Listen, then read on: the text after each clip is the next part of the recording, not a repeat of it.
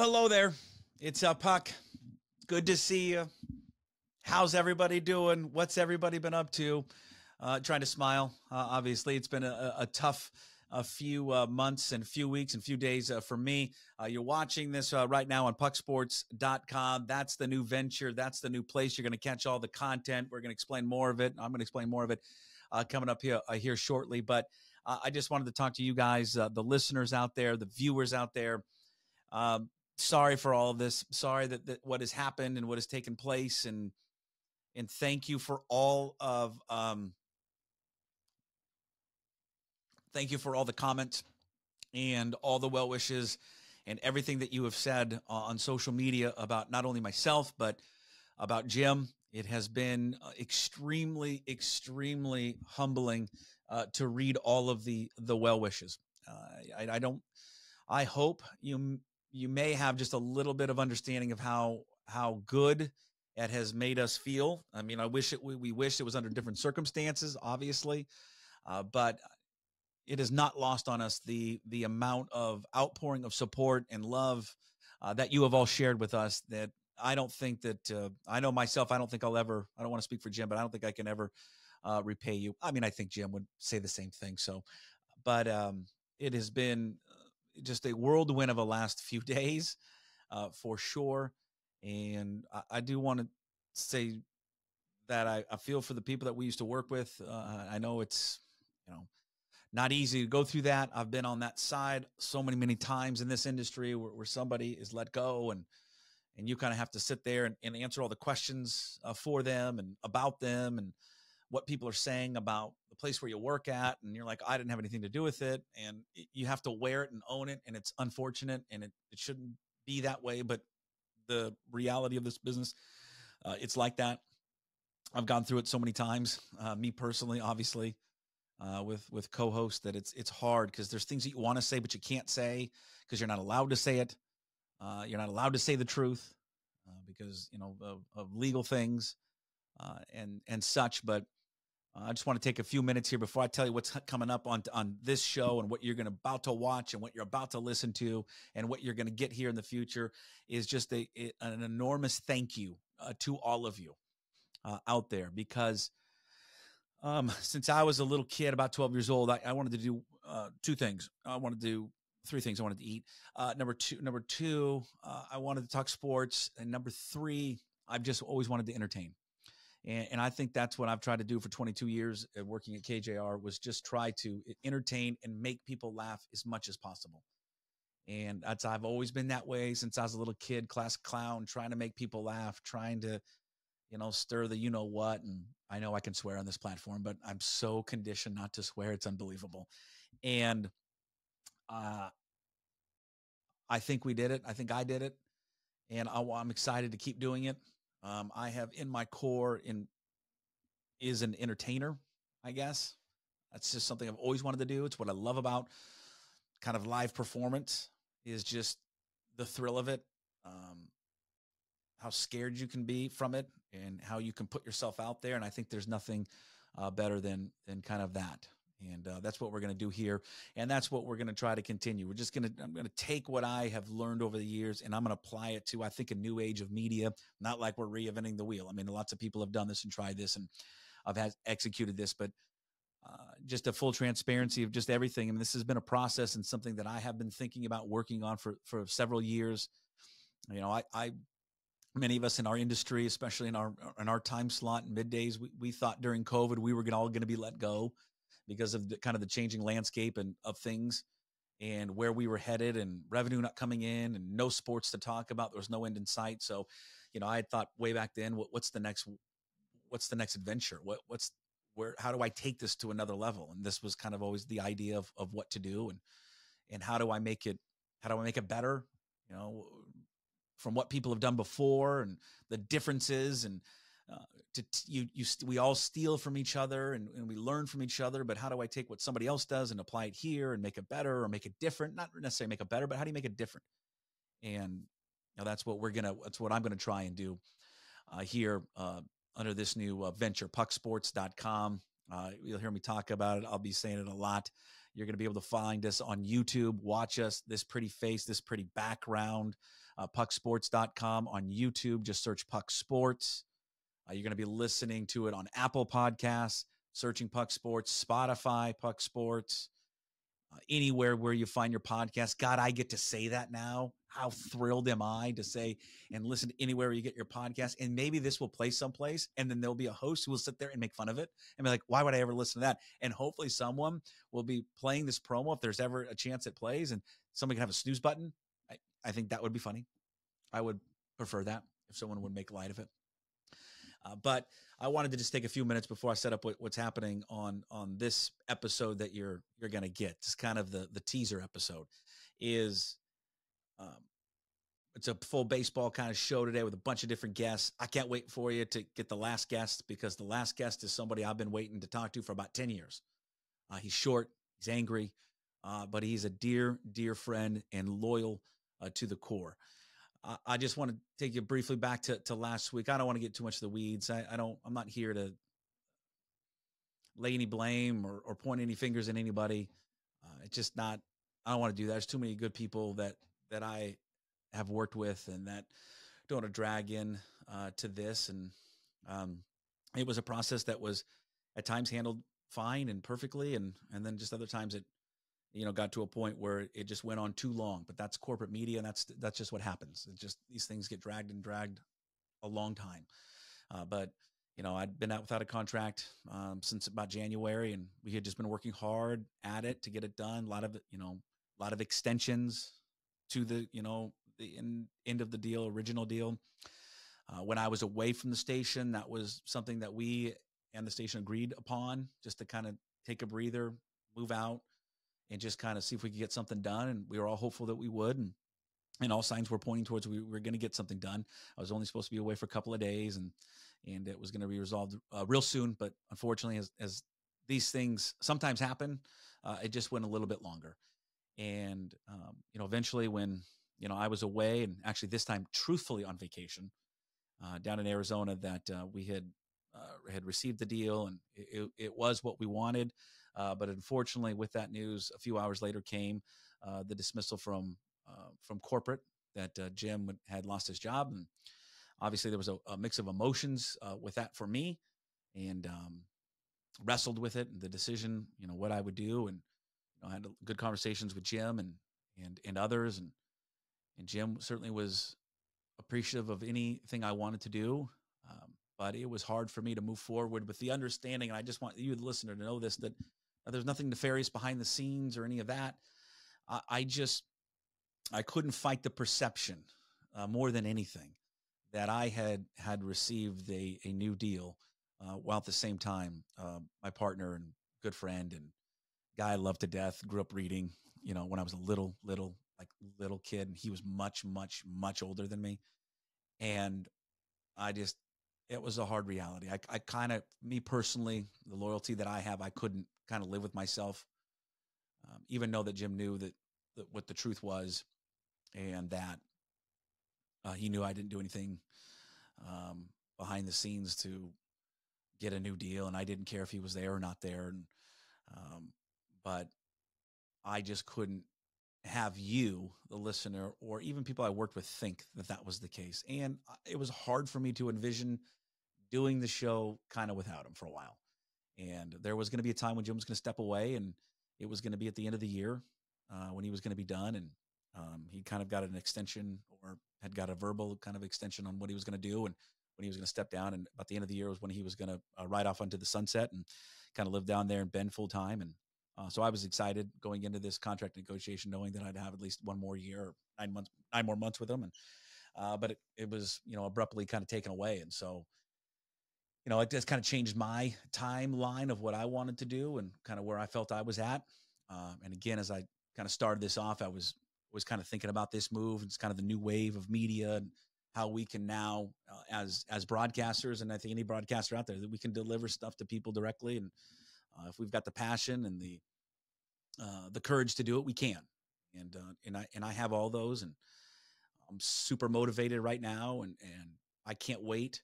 I've probably been busier now than I've ever been in the last 48 hours or so. And So I'm excited about what this product has the capability to deliver and what it's going to look like, what it's going to sound like, the people that are behind this financially as well.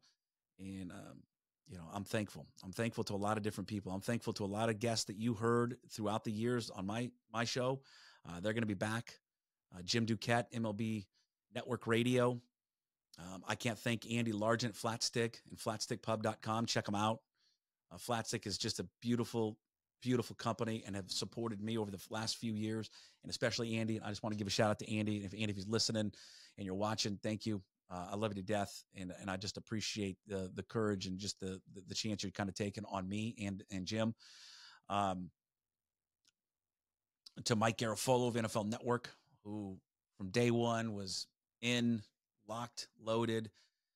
I'm explaining to him what's going on, and he's kind of tired of listening to me talk, and he just said, "Stop it. I'm with you. My loyalty is to you."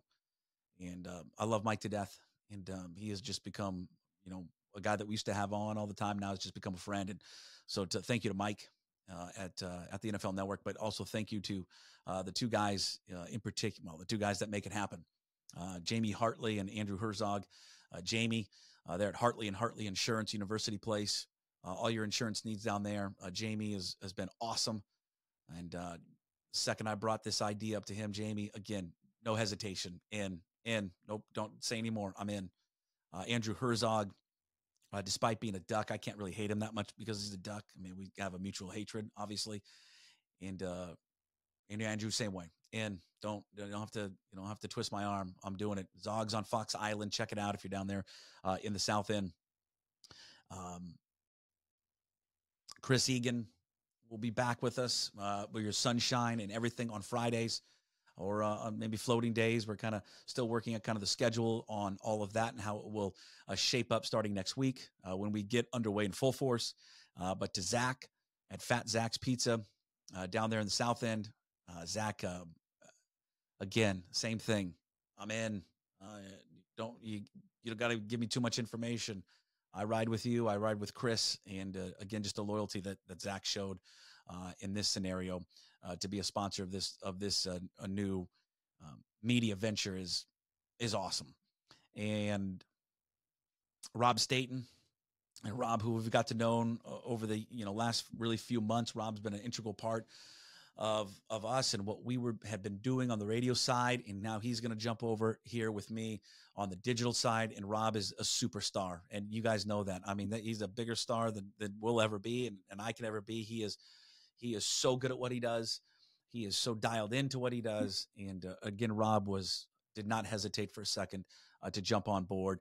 And I want to thank John McMasters. Big thanks to John, Superior Linen Service, that will bring you Rob Staten every single week as we break down talking football. And I'm going to just tell you, no one does it better. No one covers it better. No one has a better insight than him. And it's just going to be kind of fantastic to watch. Last, hopefully I don't forget anybody, John Canzano.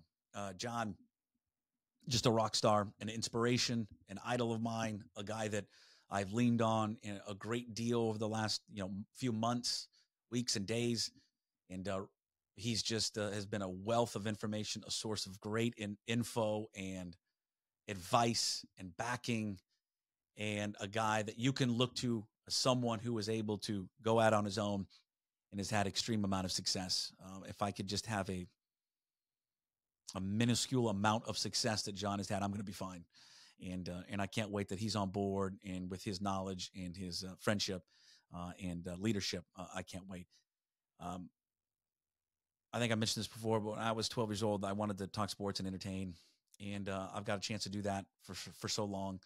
And I've never wavered on that entertainment. I've never wavered on wanting to make people laugh, and it's not going to stop now. I'm going to continue to try and make people laugh and entertain you and talk about sports, but talk about everything. Talk about my kids, talk about my family, talk about my friends, and all the other things that you're grown accustomed to when you listen to the show and we open up and it's 20, 30 minutes of nonsense. It's going to carry over here. I'm an open book, always have been, always will be. I think it's the best thing about what we do in this business is to just provide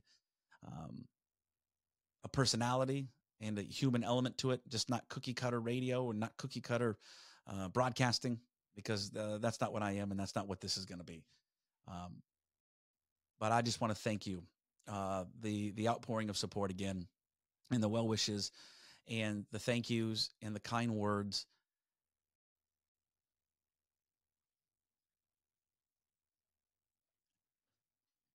You just don't know what it means to hear people say good stuff about you, because there's a lot of negativity in this world, a lot in this business at times, and we focus in on it too much. And I would just, my advice to anybody who's in this business or whatever, your public eye, is don't focus in on the negative and try to focus on the positive, but you hear more sometimes from the negative. But every one of you that have reached out, whether you somehow got my text, somehow got my phone number or not, but all the personal notes on social media, it just makes this decision to go in this direction the right one. And I hope you come along for the ride. I hope you support the ride. I hope you jump on. I want you to be interactive. This show's going to be interactive eventually. You are going to be as big a part of the success of this than anyone. And it's just going to be delivered differently to you. But I can't wait. So again, pucksports.com, YouTube, just search Puck Sports, on X social media, Puck 2040, that's the name of my media company, 2040 Media LLC. I want to give a big thanks to the Magnolia Belly, James, for helping me with that. You're a good friend, and you've really helped me along the way figure this stuff out, and I can't thank you enough for that. A big shout out to my buddy Mark, who is going to help with this website and illustrate this website, and it's beautiful work, and it's only going to get better. To all my friends back at the station, I love you to death, all of you, and I wish you nothing but success. I really, truly do. I love it. It's not going to like I'm shutting anybody off. I'm not. I'm jumping in the deep end of the pool, and I'm going to see if I can swim or sink. Based on my size, though, I should have buoyancy and probably float. So I think I'll be okay. But thank you all. Thank you to my family, my beautiful kids, my beautiful wife, with just unwavering support, and just never doubted the decision, never questioned it, never said you're making a mistake, nothing. Just were full-on support. And that's what makes a difference in this world, when you got full-on support from your family and your friends. And so it's a beautiful thing. I love all of you. Content starting. This is a special opening day show. You're going to hear from some great baseball guests. It's going to start off with Jim Duquette, MLB Network Radio. Again, all brought to you by Flatstick Pub. Visit flatstickpub.com. Great for parties, women events, men events, kid events, corporate parties. Flatstickpub.com. Say Andy sent you. Andy's the best. I think he used to play football at Wazoo. No one is ever, I don't think there's a record of it, but Andy goes with the story, so I think we let him have it. But go check it out. It's just an awesome place. Not only watch the Cougs, but to watch any sporting event and just any corporate parties, business parties, whatever you got. But it's a great place to just have a cold pint of beer and good food. And check out the new Pioneer Square location there as well. Got a brand new kitchen, focuses in on pizza, and right in time for the start of opening day and all of that. You're going to hear from Jim Duquette. The last guest you're going to hear from today is a guy I've been waiting for about 10 years to talk to again. And he's a dear friend, and I can't wait for you all to hear us once again. Give us some time, because it's, before we get into baseball, we go down memory lane, and I love him to death, but I think you're going to be thrilled to be hearing him one more time with me, because I know I am. So please visit pucksports.com. Follow us on YouTube at Puck Sports. Follow us on Spotify, Apple Podcast at Puck Sports, Amazon Podcast as well, wherever you find your podcasts, okay? Pucksports.com. Thank you, listeners. I love you so much. Pucksports.com. And one. All right, here we are. It's the debut, so to speak, on opening day, or whenever you're listening to this. It's Jason Puckett. You're listening, you're watching on Puck Sports, pucksports.com, or on YouTube you're watching it, Spotify, Apple, Amazon, like they say, right, Jim Duquette, wherever you find your podcast. And boy, Jim, I can't thank you enough for doing this and saying that I'm going to continue working with you and your project, a new project. And obviously, we don't need to get into the details. I'm no longer at the radio station, but it's a choice that I made. I'm happy to make it, and I'm happy that you agreed to continue to do this throughout the baseball season. Jim will be joining us every week, breaking down the Mariners and all the top stories there in Major League Baseball, all brought to you by Flat Stick Pub. And big thanks quickly to Andy Largent and the folks over there at Flat Stick Pub. Couldn't have done it without those guys and the support of them and their fine locations all across the Pacific Northwest. Jim, here we go. Baseball season underway. Yes. Are you ready for it? Let's do it. Always ready for get rid of these spring training practice games. We're not for this practice. It's time for the real stuff. It is time for the real stuff and getting into baseball, and we're on the cusp of the season getting started. And of course, with the Mariners, there's a lot of question marks, right, with these guys in the Mariners. It's again, we talked a lot last year just about where they've been as an organization, where they want to go as an organization, and the question marks and just in terms of ownership.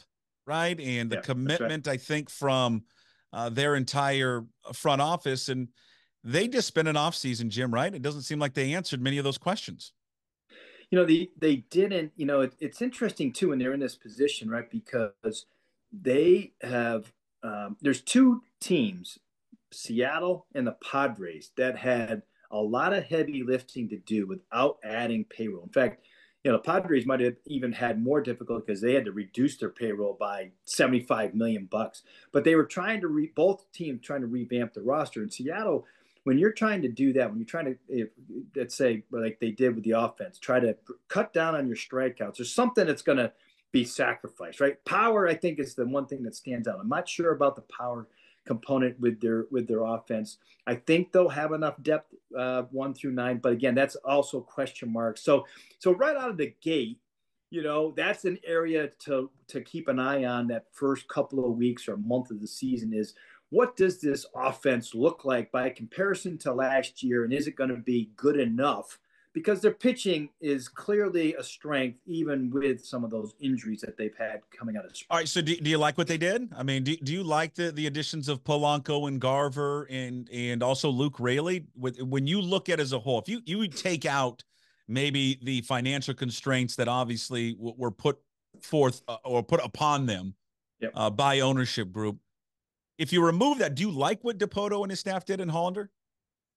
I do. I like it. I like it for me, outside of Julio and Cal Raleigh, I'm not sure they have impact in the middle of the lineup. Okay. So that's where I kind of look at that and go, I'm not sure I like that aspect, but the guys that they gave up, Suarez, we all know he was a flawed player, right? With the power, but the high level strikeouts and, some of the other guys that they've kind of jettisoned. I do like Polanco if he can stay healthy as a credible lineup, middle of the lineup bat, but he's not that, like you don't have another, it's hard to find another Julio in Raleigh, but you don't really have that guy. But I do like their overall depth. I think Haniger is poised to have a better season than what he's had, and maybe not what he was as a Mariner, but I like that acquisition as well. So, Garver, in this spot, Garver's a better 5 or 6 hole hitter overall. They may need him better, to be in a higher position in the lineup than that. But, outside of that, I do think that there is something to be said about having more consistency and putting the ball in play a little bit more than what they've had in the past. It's interesting because it feels like I guess, and it's always different, right, from how the outside probably looks at what your favorite team is, right, opposed to how you look at it when you're right there and you're local and you're kind of in it every day. I think Mariners fans would agree, and I'm a long-suffering Mariners fan.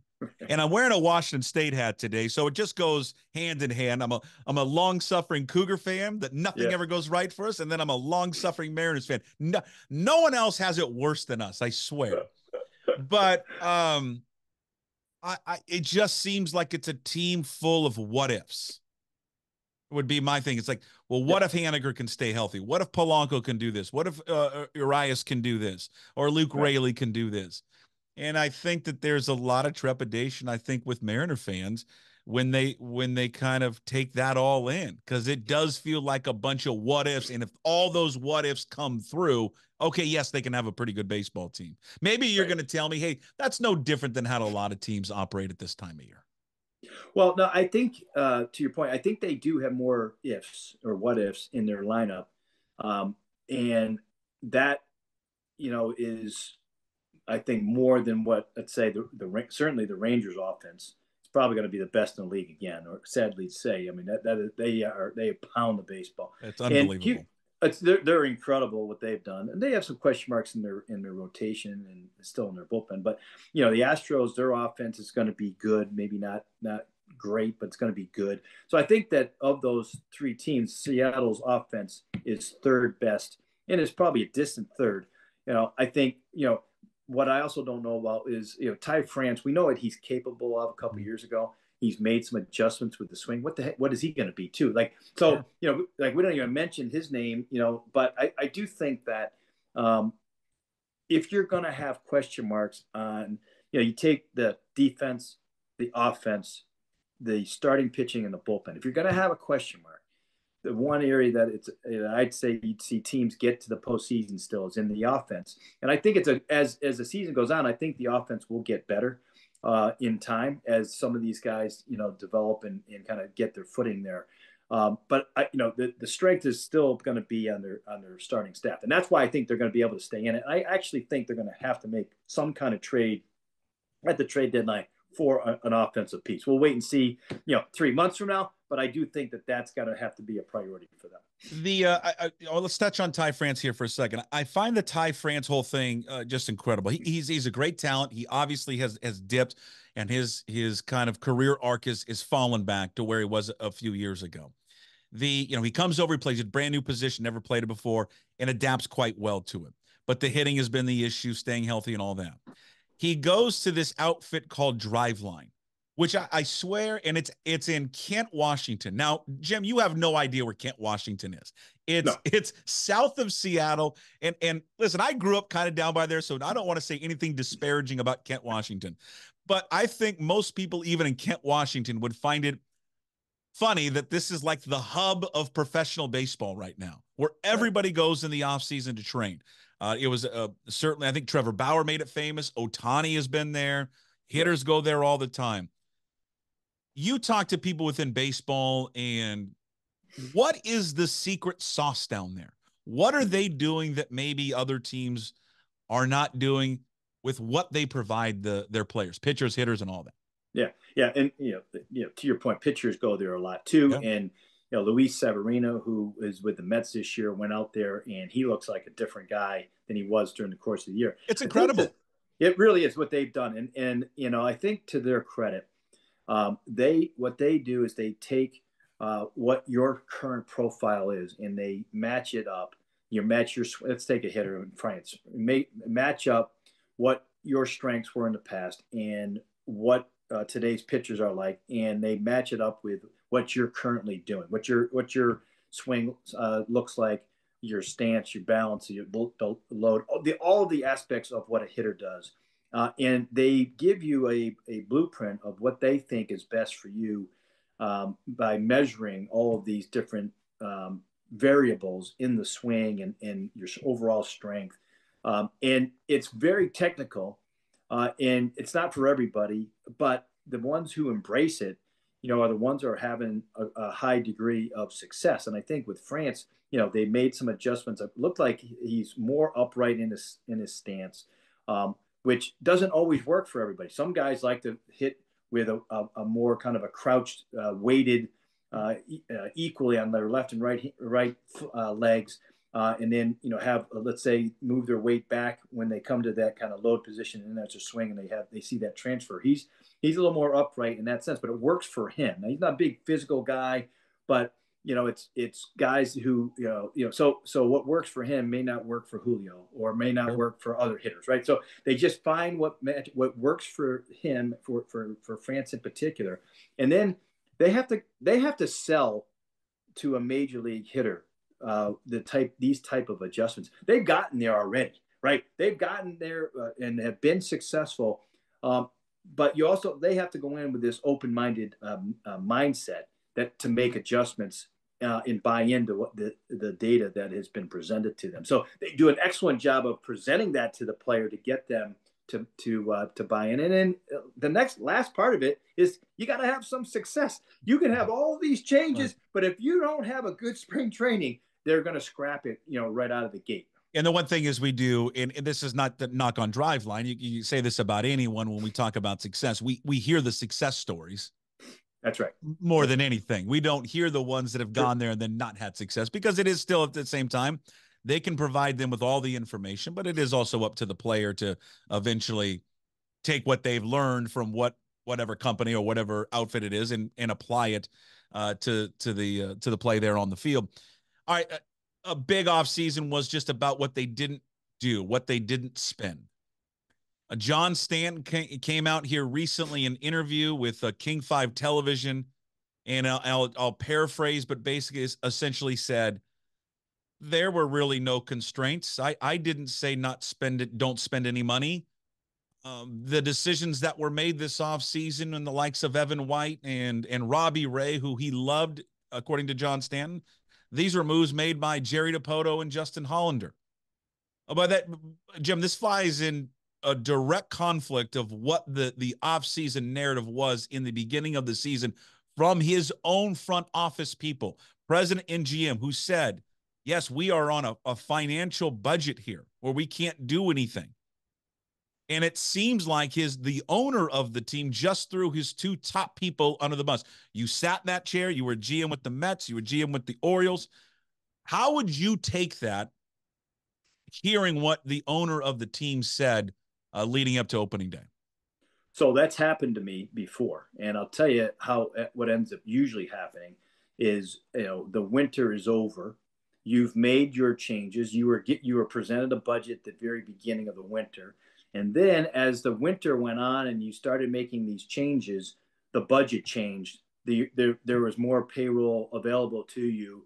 But at that point, what was left in terms of what was left on the bone, so to speak, wasn't much that you'd want to spend the money on anyway. So you're better off showing the discipline as an organization. And, that moving target is really difficult if you're in the front office, because, all you really ask for at the very beginning of the winter is, what is the game plan? How much money do I have to spend? And then we'll go out and we'll make those changes and adjustments. But when that bar moves, like it has there in Seattle, I empathize with the front office in that standpoint, because it's happened to me before. So, I think that it's more, unfortunately, from the owner's side of things, I've seen it a lot where it's revisionist history. They don't want to be the bad guy. They don't want to be the one that, receives all the public criticism that, okay, we showed restraint, or I told these guys it was different payroll.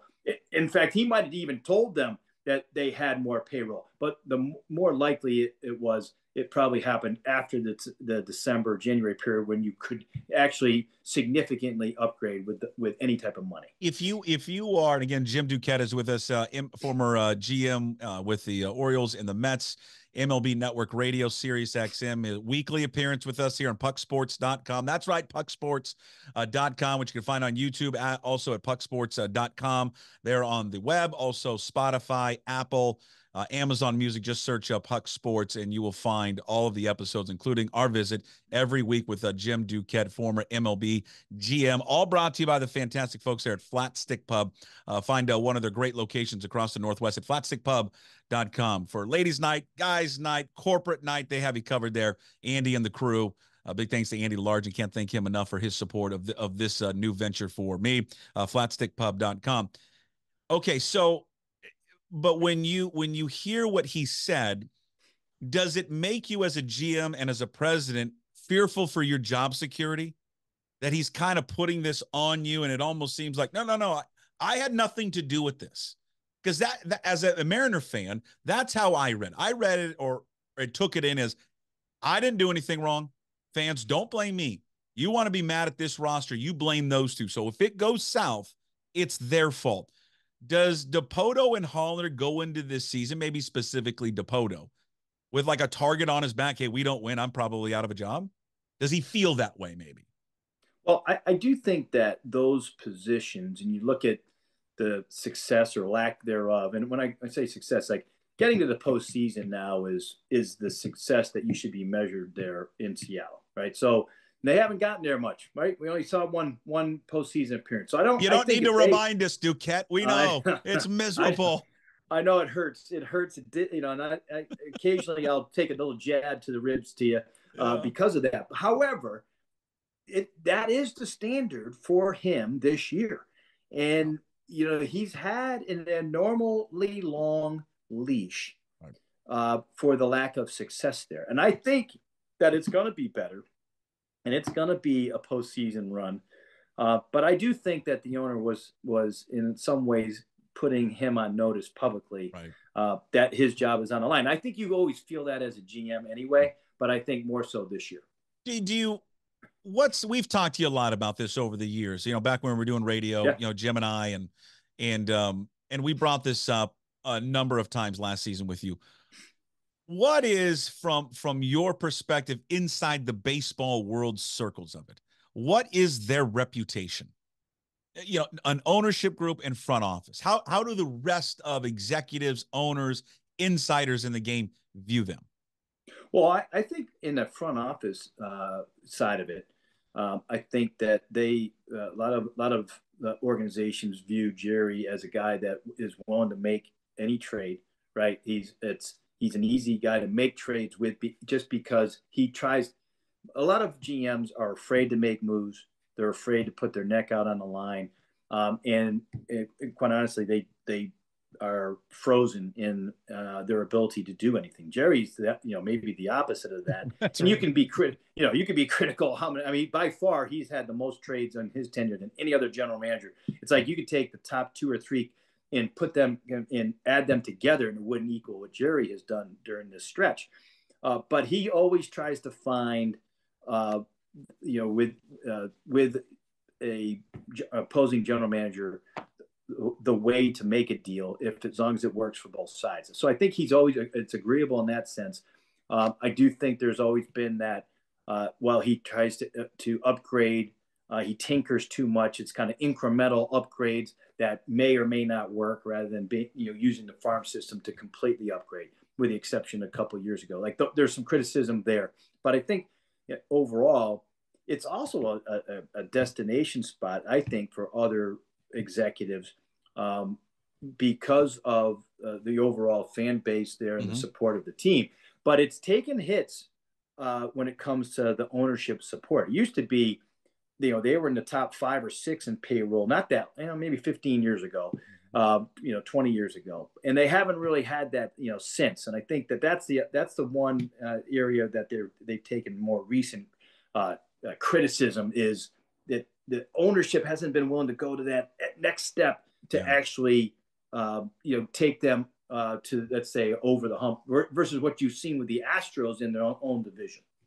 There feels like, and I don't think I'm speaking out of turn. I think I'm speaking for a lot of Mariner fans. It feels like a lot of distrust, I think, with the ownership group, because I think they say one thing about their support, financially, how they want to deliver a championship to the city, and we're all in, but then they don't show it.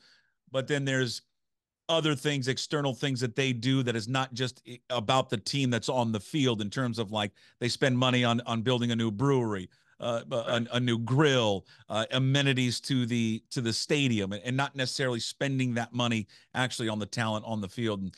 And I just think that right now they're in a window, especially what happened last year coming up after the playoff run. I think there's a lot of distrust, I think, with Mariner fans, and it's going to be, I think, crucial for them to win them back as soon as you can. You mentioned the pitching. When you look at this pitching, we'll get to the injury too, because Brian Woo's going to be on the IL with elbow inflammation. Emerson Hancock's going to take his spot. As a whole, where does this group sit right now as a starting staff, as you look at the best starting staffs in baseball?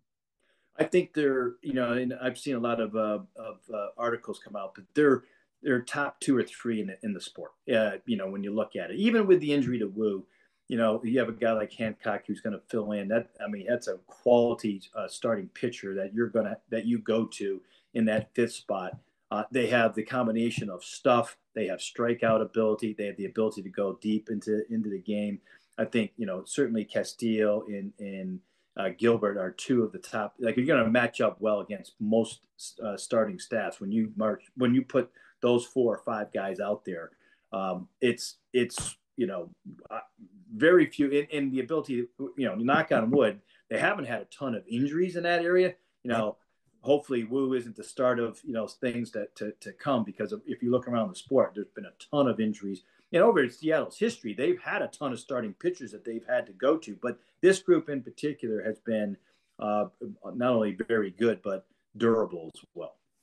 Yeah, it's a hell of a staff, and they're going to have a good one going on opening day there with Luis Castillo getting the ball for the very first time. All right, I'm going to pivot to something else here, because obviously we haven't even touched on the Ohtani stuff yet, which is just unbelievable to me. Julio, we know he's the best player on the team. Is there a player that, when you look at this team right now, that will kind of move the needle one way or the other for this team based on how they perform, that you kind of earmarked more so than Julio? Who do you have a guy in mind? Well, I'll mention a pitcher I didn't even mention yet, in George Kirby, because the kid is a beast, and if you put him in the 2 spot, right, and Gilbert now in the 3rd spot, and Castillo's your opening day starter, like, you can't find guys the teams that match up with those 3 around the sport. They just don't, and so I think on the pitching, Julio is the guy in the position player side. I think it's Kirby on the starting staff, for me, totally. And then, if I were to find a sleeper offensively, it might be Polanco versus Crawford. I felt Crawford had that step up year, and he's grown on me offensively over the last couple. And I think he's going to have another good year. But I look at Polanco as kind of the X factor of that offense if he can stay healthy. He may not hit you 25 home runs, but I think he's going to be an important guy. He gives you balance to the lineup, and he gives you a really, really solid, good at bat. And to be able to have him as a lefty and a righty, as a switch hitter, for me is a nice little feature for him. Okay, I mean, let's get to this Ohtani story, which is just, I'm on a plane going to Arizona to go play golf, and I'll be honest with you, Jim, drink myself into a stupor, okay? Yeah. All right, because that's all the best way to play golf. And I see this story on my phone, and I'm like, oh my God. And it kind of reads initially as Ohtani's betting on baseball. Yeah. This is one of the oddest stories. I don't know what to believe, what not to believe. I clearly don't believe the stories that are coming out about it. The press conference was odd. There's one camera. It's in a small room. They clearly didn't want attention on this. I mean, Jim, they were already going to be the number 1 storyline heading into the season because of him, because of all the money they spent. And it is either they're going to win a championship or it's a failed season. That is the reality for the LA Dodgers. So they've got to go into that season with all that pressure, knowing, and Dave Roberts knowing this, who's had some missteps, right, is leading teams like this. At least that's the narrative and reputation for him. And now he's got to deal with this and this Ohtani story. I mean, I know a lot of people know about it. I mean, the interpreter comes out and says that he was betting on games, and that Ohtani helped him pay off the betting debts to a bookie in Los Angeles, and then comes back less than 24 hours and says, well, no, he didn't do anything. He didn't pay for it. He had nothing. He had no knowledge of it. And people are like, well, how did you get access to the account to pay him? I mean, someone's not telling the truth. I tend to believe the first side of the story. Right. And now they're trying to protect Ohtani, and he's obviously going to be the fall guy. What do you make of this, and what should Major League Baseball do with this information? Yeah, it's really difficult to figure out which end is up, which end is truthful, right? All I can speak to on this is, so the access part is a absolutely fair point that you bring up, and everyone goes, what in God's name? How did he get access? How did he not know about this? Right? I can tell you from being in the front office, I've had this happen on more than one occasion, but I'll give an example. We had a Korean pitcher that we had an interpreter for, and his name is Daniel Kim. He's part of the KBO now, but he actually tweeted about this, and it reminded me of the story. So he was an employee of the Mets. He was charged with making sure that Jay showed up to the ballpark. He went to the right restaurants. he basically did all of his errands with him. Mm-hmm. They were very close, very similar to the way Ohtani and his interpreter was. And he would travel with this pitcher's checkbook, and he would write out. He would pay bills with his checkbook to the clubhouse guy for clubhouse dues and things that occur on the road. So right out of the gate, he had access that nobody else had to his banking account, and he had the blessing of the player. And it's not that difficult when you think it like along those lines. Yeah. And these guys were together for 6 years, every single day. Like, wouldn't be surprising that Ohtani did something similar where he gave him access to the accounts. Hey, I need you to do this. I need you to pay these bills for me every day so I can concentrate on playing baseball. Now, the amount of money that was wired, the fact that Ohtani didn't see that or didn't know that, that's alarming. I will also say that people around Ohtani, they didn't notice it either. And that's as big of a concern for me. Is that's their job. Their job is to protect him from that. So there's a few things there that, kind of, I understand how it could have happened as a guy that's been in sports for a long time. That is kind of outside what you and I would ever allow in our own lives. Yeah. So you find it plausible. I find that more plausible than not, versus let's say, the average person who would go, oh, I would never give that kind of access. And nor would I, and nor would you probably, but I have seen it happen before. And it didn't surprise me when I heard he had access. Well, maybe different cultures too, right? Different cultures acted differently about those things. If it comes out at all that we see any type of involvement that Ohtani had, whether he knew to pay for it or not, or he was a part of it, I mean, what could Major League Baseball do? I mean, this is their biggest superstar. Yeah. Would it ever get to a point? They want to avoid a suspension, clearly. Right. But, I mean, they want to do everything to get out of that and not have that happen, I would assume.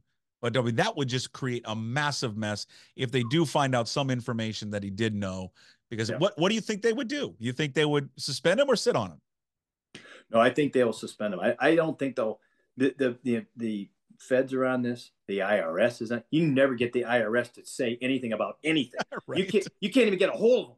And they've already commented that they're investigating this too. So this is going to have so many eyes on it. And I think that if Major League Baseball finds, let's just take the very simplistic, let's say he wired money to the bookie, which to me would be plausible. And he said, hey, you know what, you pay me back, right? But that's in itself illegal in the state of California. The illegal wiring of money, whether it's on baseball or other sports, if you are caught doing that, it's an automatic 1-year suspension.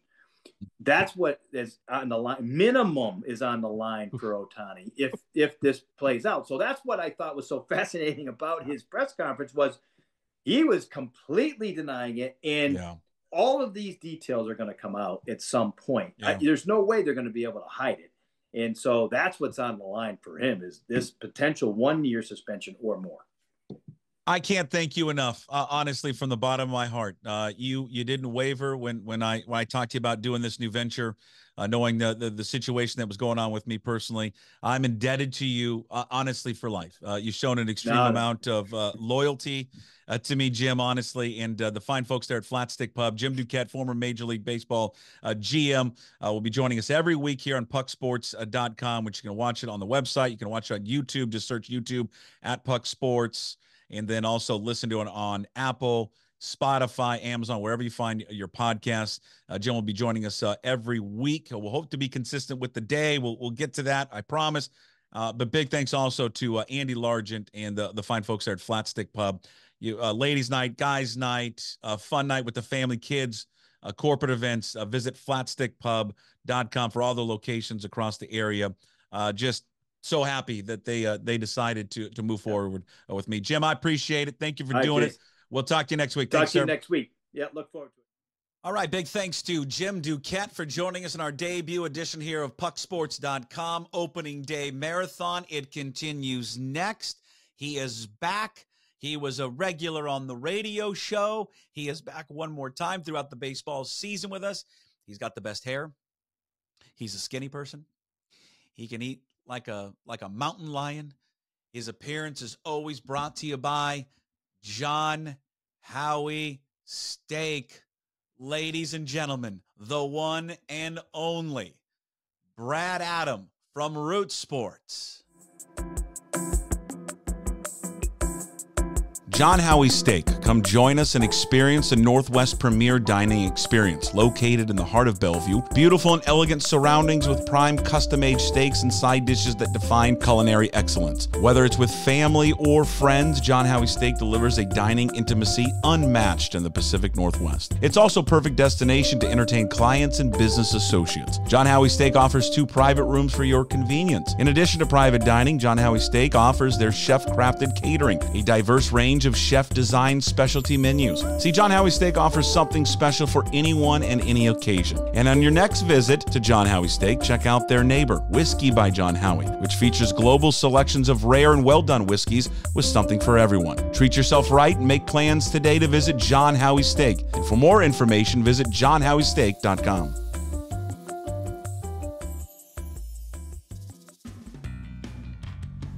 How are you? Huh? There we go. How about us? You know, it's the Paul Rudd. Look at us. Look at us. Look at us.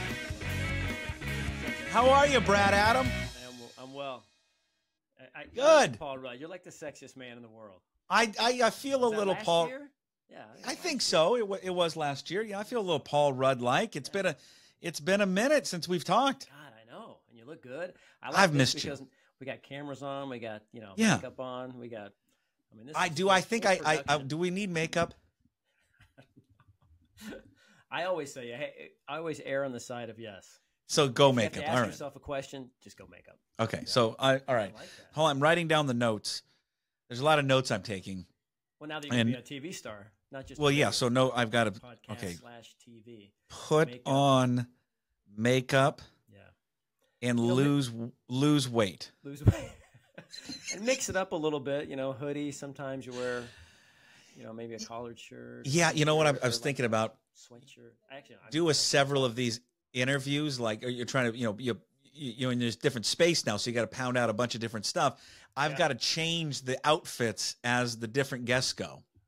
Oh, I like that. Yeah, you can't just wear that hoodie, or maybe get sponsored by Nike.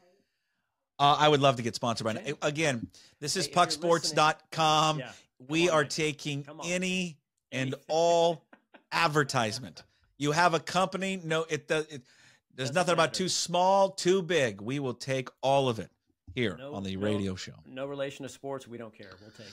No, it doesn't matter. Now, you, my friend, John Howie Steak, big thanks to John Howie, who brings you Brad Adam one more time. It's just served on a different platform now. It's a multimedia platform. Maybe this new platform is a chance for me to finally meet John Howie. You still haven't met him, huh? I haven't met him. When I go, I always ask for him. And it's so funny because they're like, sir. And who the hell are you? They're like, sir. Why would John want to talk to you? He doesn't want to come talk to you. No. You know how many times someone probably says to us, hey, is John here? No, he's not. They want to be ignored, right? Exactly. Yeah, I'll keep trying. I'll drop your name again. And good. Well, please do. Yeah. Please do. Well, I want to first and foremost say thank you. Yeah. Thank you for doing this. I appreciate it. It means the world to me. Yes, prayer. Thank you. It means the world to me that you agreed to do this and for John to be a part of it as well. So thank you so much. Yes, absolutely. Obviously, because you've experienced a little bit of this. I mean, this turmoil of media, right? TV and radio and all of it. It's I've been going through it for the last few months, but obviously you guys, your situation over there, and we don't get into that, but I'm just like, it's hard. The new media landscape is an interesting one. And I would just say this. I hope for all of you over there and everyone in front of the camera, behind the camera, everyone involved. I hope everything works out. Yeah, thank you. We do as well. And it is an interesting time as the landscape changes, as you know, you're a part of it. I think this season, I think everything's going to look exactly the same, which is great news. And going forward, it's just kind of roll with the punches type of thing. So, we're excited about this year. I know we're going to talk about the Mariners, but all season long, everything's as is with us in Root Sports and pre and post, and we're excited about it for sure. Should be. You think we could bring back? Can we bring back? I don't want to say it's a swan song. Is there any way we can bring back some old voices? Could I get a Cameron Wong to come back for just like a 1 week run? Hey, the story that Cameron Wong story. My dad. I love Cameron Wong. I love him too. I think he was selling cars. I think the last time okay, all right. I heard about. My dad brings up who's the guy who in spring training, when you guys used to do spring training shows, we used to do a nightly show in spring training. Yeah, sure. That we'd go find stuff to do around the Peoria, Phoenix area. And I don't know how he did it, but because he's Cameron, he came up and found ostrich racing. And he did a story on ostrich I bet it was racing. good. It was Cameron Wong good. It was. Yeah. And my dad said, Cameron Wong, he's like, that's right, Cameron Wong, the ostrich racing story. Good. People would ride ostriches and race. Yeah, that was a different time. It was a different time. And then maybe we'll sneak in a Cara Capuano, Yep. Just do it. Working like just do it all. ACC network. But yeah, we'll bring them back. Yeah. Good. Well, you've been around the best of. We've been around the team. It's almost here. It's about to start. It's about to get underway. What do you feel? How do you feel about the team? You guys are around them. You've seen it. There's obviously a lot of stuff in the off season. Did they do enough? Did they not do enough? Did they spend enough money? Not spend enough money? But how do you feel about the team? Kind of feel where they're at right now here as we're on the cusp of opening day. Yeah, I think we'll all agree opening day is pretty special because everybody kind of is bought in to the team. And it's like that perfect day, right? Where you're in first place. And I mean, you got a couple injuries, but for the most part, everybody's healthy and ready to go. A lot of optimism. And I certainly share in that. I think they did enough in the offseason offensively. I think they obviously could have done more. But I think they did enough to have a better roster if they stay healthy, a better offense. And you couple that with the pitching, and I know they took a little hit with Wu being out a couple of weeks or whatever that's going to end up being. But that pitching is so good, and you've got a little better offense, and they were very average last year. I think that they've got a good shot of winning the West, but I will say that they got to stay healthy, Puck. And everybody says that, but they've got players – like specifically that have a hard time posting. You know that with Haniger and Garver and Polanco. I mean, if these guys can all figure things out and third base kind of works out a little bit, I mean, this is a better team that won, 88, 89 games last year, 90 games 2 years before that. I mean, I think they can win the West because of their pitching. Their pitching is so much better than Houston and Texas, the rotation. That gives them the edge right there. But, I mean, we'll see how it plays out. But it is, you're right, because it's a lot of ifs with the team. I mean, you start looking down, I was looking at the lineup, and everyone's looking at the lineup. I mean, you look at JP and look at Julio and Polanco and Garver, Cal, Haniger, Canzone, France, Rojas. I mean, that likely is going to be kind of your lineup. I would assume your everyday lineup that you're probably going to see out there. And I think it's longer. It definitely is. It feels like it's void of a lot of holes, but there are a lot of ifs to it. Right. It's an if Mitch Haniger can stay healthy, if Garver and Polanco can stay healthy. I mean, these are, Garver's a guy who just hasn't played a lot of games. Right. He's never really made it all that far into the season. Now, maybe in this different role, he'll be okay. And then Canzone and Rojas are just two guys that they just haven't had to be dependent on to play a full season. And then the great wild card, of course, is going to be Ty France. So, I mean, on paper, I get what they did, and I understand it. But there are a lot of what-ifs to it. You're exactly right. And I think when you have a Haniger, healthy Haniger, and a kind of rejuvenated Ty France batting, 6th and 7th or 7th and 8th or 6th and 8th, whatever they're going to bat, I mean, that's pretty impressive. A Canzone between them who's got unbelievable power potential. Again, we haven't seen it every day at a major league level, and he's going to play with Rayleigh a little bit in left field.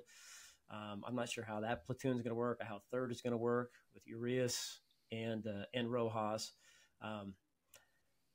But you're right. I think it's a deeper lineup. And again, with the pitching and bullpen, I mean, this is a really complete team.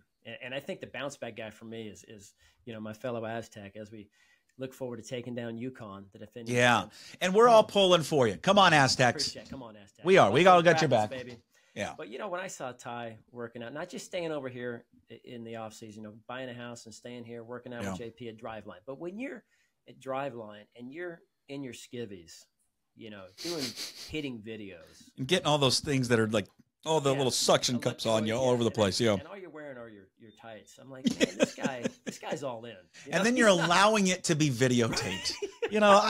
Can you imagine? I want everybody in the media to go down to Driveline. Can Driveline cure anything? Because it feels like it cures everything. So, I mean, Absolutely. You got gout, go to Driveline.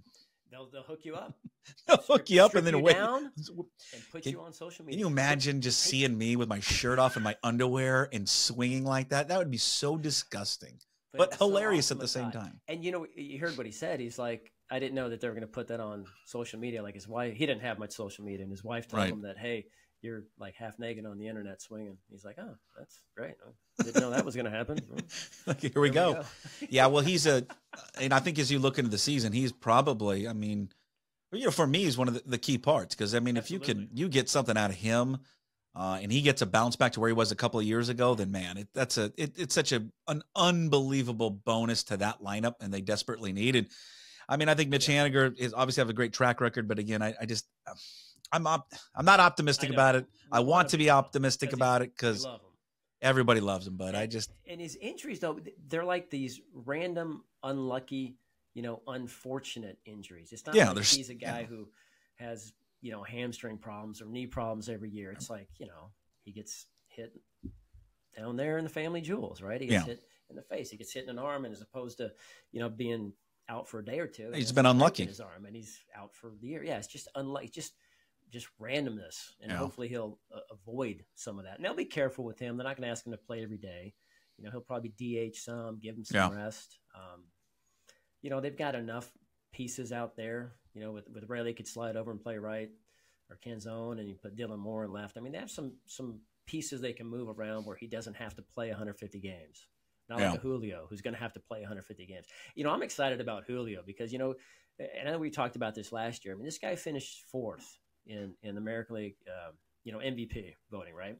And his numbers were good, no doubt. He's a special player. But when you do a deep dive, Puck, I mean, he had 2 good months. Right? Yeah. And 4 months that were, not I think really it's good. the way it finished, Yes. Which I think left like a sour taste. Yeah. September went down, right. Yeah. If this guy puts it together, like over the course of, I mean, I can't imagine what his numbers could be.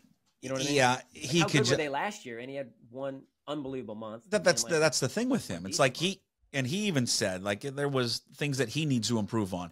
He was disappointed how he played. And then you look at his overall numbers, and that's the beauty of baseball, because it's like the overall thing. And you're like, my God, how would anybody be disappointed in that season? No one would be disappointed. No. But he's got to get off to a better start. He's really struggled April and May, his first 2 seasons. But they need to get off to a better start too. And that's the thing. I don't understand why over the last few years, it feels like about 4 or 5 years, where it's just they get off and they just cannot get going in this first month and a half of the season, 2 months. And then they are expending so much energy to get right back into it. And they usually do. But I wonder when, I mean, I always think there's a little bit of luck, but when does that run out on them? You know what I mean? True. It's just true. They seem to be able to catch up and have hot, in August, but September, they all it looked like maybe they did run out of gas a little bit, right? And didn't quite make it. I don't know what that is. Some guys just slow starters. You hear our buddy, Mike Bowers talk about it. He said, I just could not hit in April. It's cold. It didn't really work for him. Yeah. How much do you think that it's weather related? Because I mean, they're coming from 84, 85 degree weather. It's wonderful. Yep. Everything you're loose, you're feeling good. And then bam, you're thrown right into a situation where it's, opening day is going to be, 40 degrees and cold. Oh yeah. I got my overcoat. I got my long johns. Yeah, I'm ready to go. Absolutely. Yeah. That matters a lot. And I remember talking to guys about that, and it's such a different, shift for everybody, but, especially for hitters. Pitchers get loose and warm and they're fine. But what else the guys were telling me is different in Arizona, it's got that dry spring kind of weather where breaking balls don't move as much. So they're hitting not as good sliders, curves, 2-seamers, cutters. Right. So it's different. And when they get to the regular season, if you're in a dome or like here, the roof will be closed, pitchers will be able to spin better and more, and the balls will move more. So it's like they almost have to, retrain or get used to hitting better breaking balls. Yeah. It takes them a little while, That's crazy. I never even really think about that. Factor, and that was big too. That was back when Houston was like the first team to start doing all the Rapsodo and all the StatCast and all the numbers, and they were spinning, and they would open with them and just get annihilated. They're like, man, we haven't seen this kind of spin since last year. You think this? Different. Yeah. You think this is a make or break year for him? Again, Brad Adams with us from Root Sports, all brought to you by John Howie Steak. He'll be with us every single week on this brand new adventure at pucksports.com, which you can listen to the podcast at Spotify, Apple, wherever you find your podcast. I love saying wherever you find your podcast because I'm like, it just everybody says it. Everyone. Also, you can watch it at pucksports.com and also on the YouTube channel, which is Puck Sports. Hey, you want to say something? Like, no real dress code, right? I mean, I could. There's no dress code. No. Thai France some days and just. Yeah, you can wear whatever you want. You want to go? Shirt off. We'll do it. Shirt off Wednesday. We can do. Shirt off Wednesdays. All right. You never know, and maybe it's like you can let in the little secret that you're not wearing pants when you're at the desk. Exactly. Although sometimes you guys are because you have to stand up. We are. Yeah. But sometimes it's shorts. Sometimes people or jeans. Get mad when we don't, in jeans, stand for a lot of golf pants for me, Puck. Yeah, well, of course. We don't stand for the anthem. You know, a lot of times we try to time it where we're out of a break or into a break where we cover the anthem. And sometimes, I have to work and everybody's like, stand up. And I'm like, well, I gotta do the show. I'm sorry. Yeah, we're doing the show. Leave us alone. I'm an American, but I got to do the show. This is talent over here. What do you guys? Come on, leave us, catch us a break. I interrupted you. I'm sorry. What did you say? Oh, I was going to say, make or break. Do you think it is? I mean, for some of these guys, or is that just this loudmouth sports guy coming up with it? It feels kind of make or break because we're 9 years into this regime, and I just wonder if do people lose patience or and look at this and go, right, got it. At some point, we need to have more than just one playoff appearance. Well, I think that's true, and I think they know that. I think this is an important year, make or break. I don't know if I quite go there, but I think this is an important year to take the next step, right? Not just on the field, but like a mentality. Like when you go to, let's use Houston. I hate using Houston all the time, but let's use Houston or maybe even a Tampa Bay, right? And they come into the season and they're not thinking, hey, wouldn't it be great to make the postseason? God, I hope we make the wild card. Right. God, if we could. Their mentality is to win it.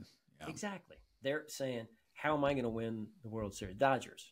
Like, how am I going to win World Series? Well, they just spend $1 billion. That's how the Dodgers do it, right? They just re-signed their catcher, Will Smith, today. Yep.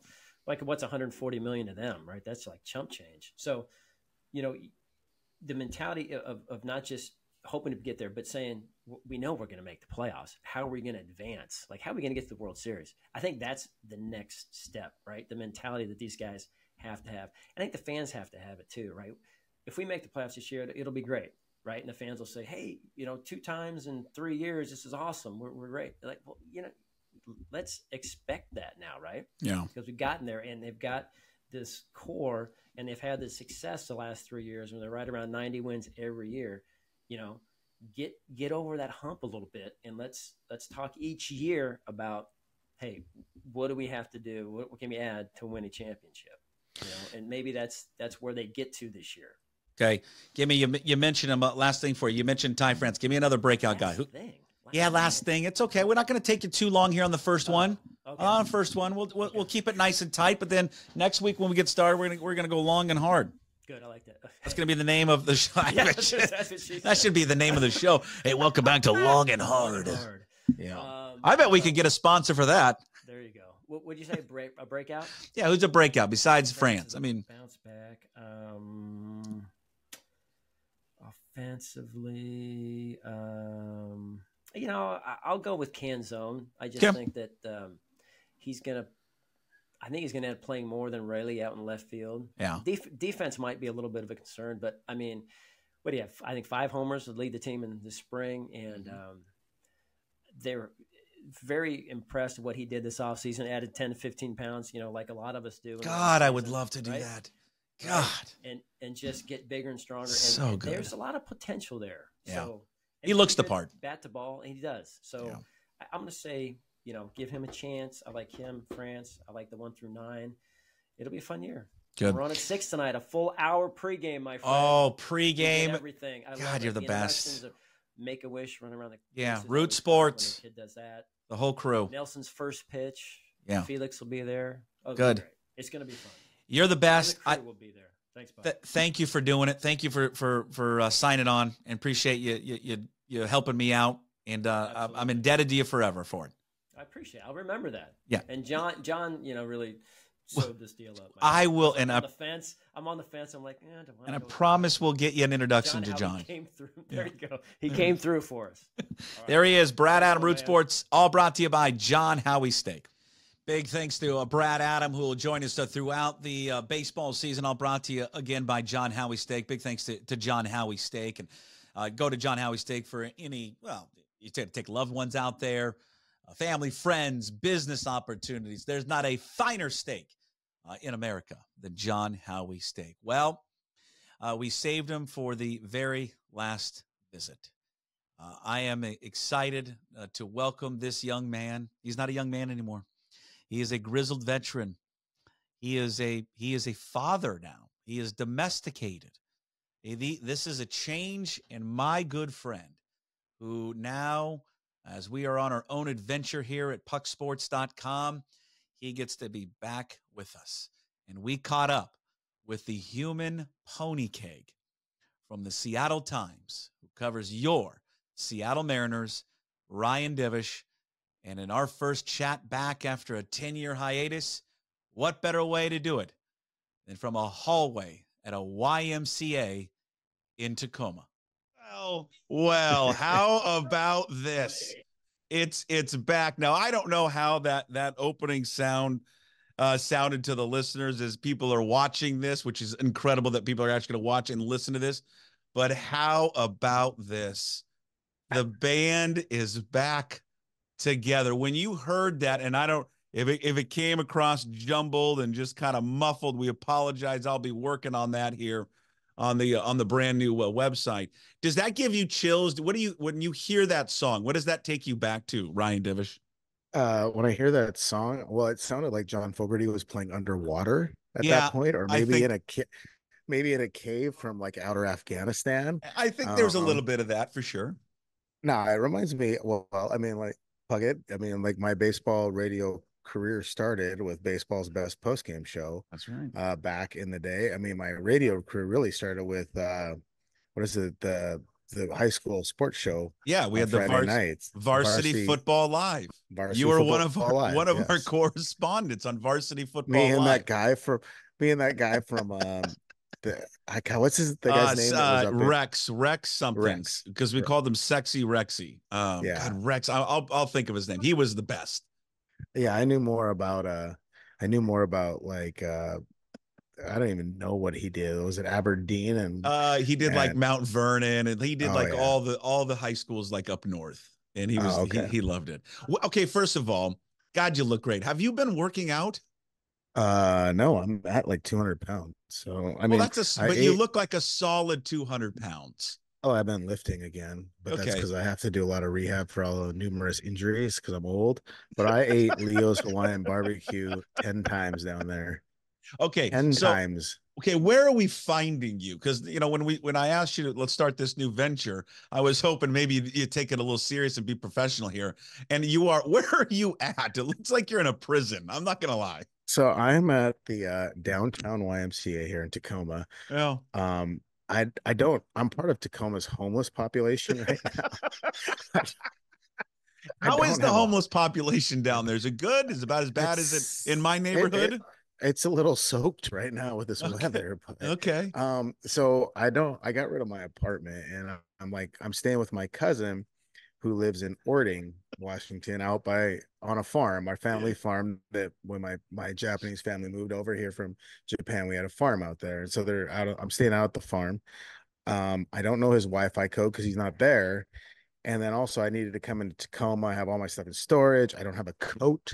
I don't have my vehicle. My vehicle's back in Montana. I'm driving a rental, a Subaru Solterra.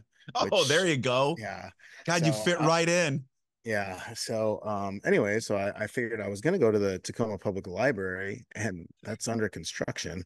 So, and it looks like there's some tents out in front of that too. So I was going to get a workout in. I know the Y has good Wi-Fi. There's the UW Tacoma Y. I got freaked out because I couldn't find a parking spot. I started throwing things. So I came to the the downtown Y, which does have a steam room. Puckett, I'll tell you this. I love a good steam room. I'll tell you this though. What is it about old dudes walking around naked in locker rooms? It is the worst thing about. I mean, like gravity is not kind of men, and either. They just let it drop. I mean, and it's like it's hitting the bottom of their heels, for God's sakes. Yeah, it's just terrible. So that's where I'm at the downtown Y in Tacoma. Okay. We're trying to piece this together. I know you're trying to be serious, and at some point I'm serious. I'm not going to be serious at all. I'll have I may have a podcast studio of my own. It might be in a tent in a park off of MLK here in Tacoma, but we'll see. Okay, so you're home. Do we need to start? I mean, so I don't have money coming in. I mean, do we try to do a GoFundMe page for you? I mean, what do we want to try to find you a place of residence? Are you looking to live somewhere? Or are you just going to be out of a suitcase? That's the best thing. For people that are watching this, you'll see the person that just went in the background of Divish's, where Divish is doing the show. For you listeners who are just driving around listening to this, pucksports.com, Apple Podcasts, Spotify, wherever you find your podcast, there is a person, and I'm not making fun of the person in the wheelchair is like a motorized wheelchair just driving behind you, and I believe she is driven into a locker, but continue. So you can't say anything. I don't want her to do anything to you. No, I'm a little flustered by all of this too. It's good. So what happened was like just the change. Just the change. I need a change. I stay in Montana in the off season with my girlfriend.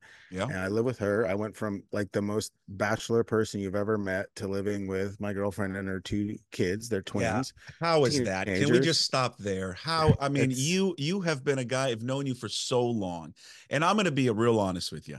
Like leading up to recording this today, I've recorded a couple of other interviews, and for our baseball opening day extravaganza, I felt more nervous about this one than I have felt about an interview in a long time. Because I can't remember the last time I think we've done an actual interview. I mean, I've seen you a bunch and, hung out and all that, but I haven't sat down and asked you questions. I mean, it's got to be, is it almost 10 years?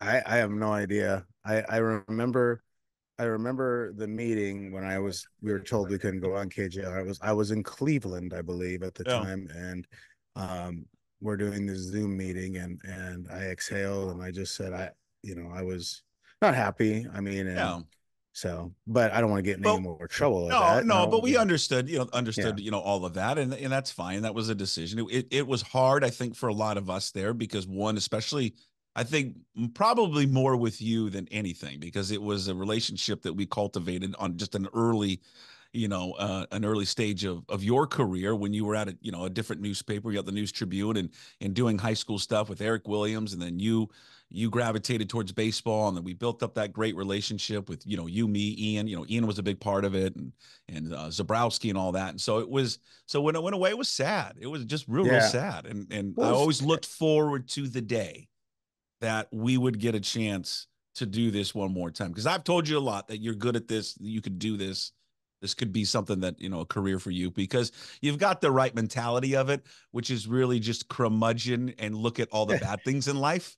Yeah. And I mean, that's why, on your previous show, we liked it because you're a favorite you guys were a favorite among the writers because you guys never talked about sports and you made fun of sports. I mean, I don't know. I mean, I still remember the couple of times when I would go in and co-host, and the one time we got Other Coast Cafe to give us gift certificates because we sent all those people. There was the day Taiwan Walker got traded. Right. They're trying to trade for Taiwan Walker for Justin Upton.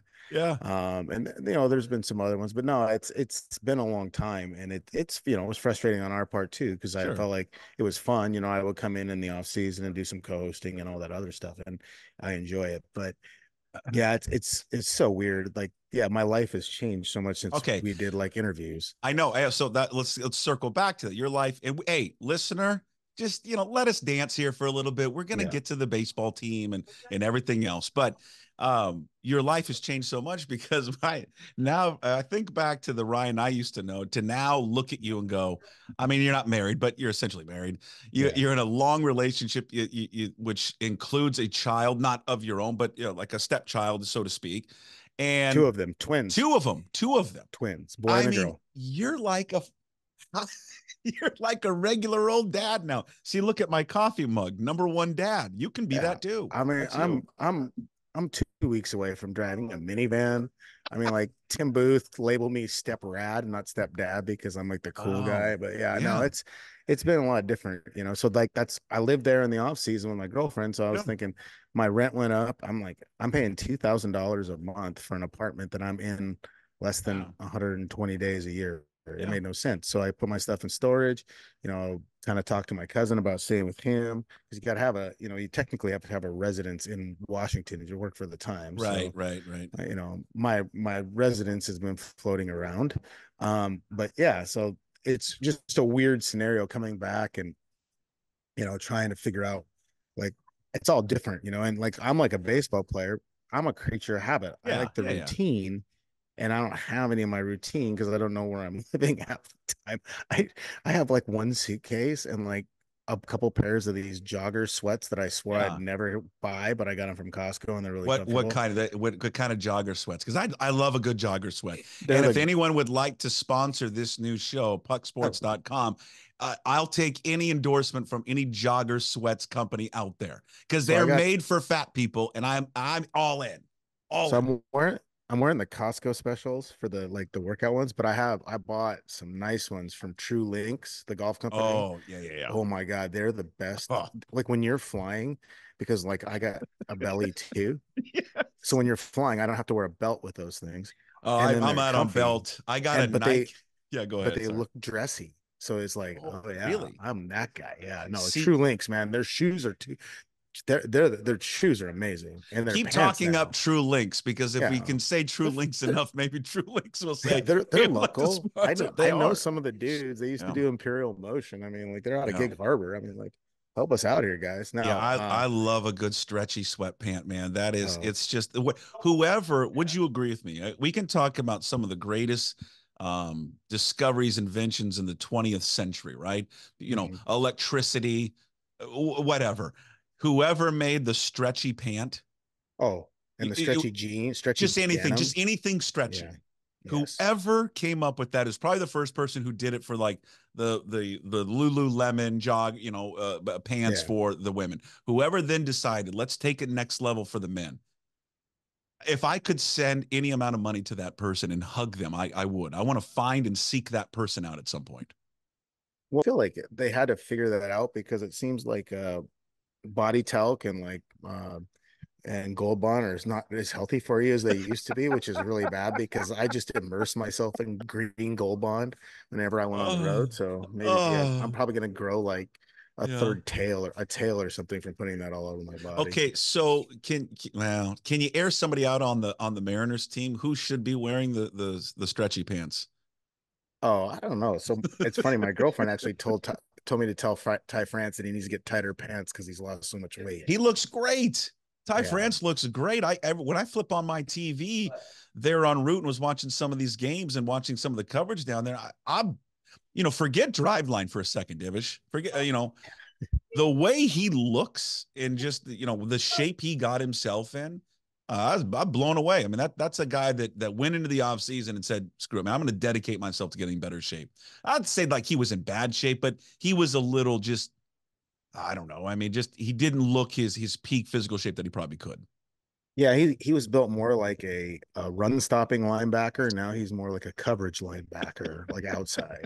He went from like Byron Cox to like, I don't know, KJ Wright, leaner, more fluid. So no, I think that's as much about the swing changes as he's more flexible in his hips and stomach area, like I guess not stomach, but hips and like lower half, and that's going to make as much of a difference for his hitting as it is the driveline swing changes, which I do think are important as well. Okay, before we get into baseball stuff, and again, people are like, when are you going to get to baseball? Listen, if you ever listen to the radio show, for God's sakes, it takes us 30 minutes to even 40 minutes, 50 minutes, an hour to even get in sports. So this show here at pucksports.com and YouTube, you can just search Puck Sports, also there on Spotify, Apple, wherever you find your podcast. Just get used to it, because it will take a while before we actually get into it. But before we circle back to the Mariners, let's just go back to being domesticated. What have you learned about yourself now that you are settled down? No longer the bachelor running out on the town, hitting up Hooverville after a game. Well, I still go to the hoop sometimes, Good, but not good. as often. But yeah, well, being domesticated, you just spend money in different ways instead of spending it at the bars. I'm spending it on Lululemon clothing for people. Yes. Yeah, that place. I should have invested stock in that place. It's the greatest thing ever. Have you seen they've got like a suit out now? Oh yeah. It's like a stretchy suit.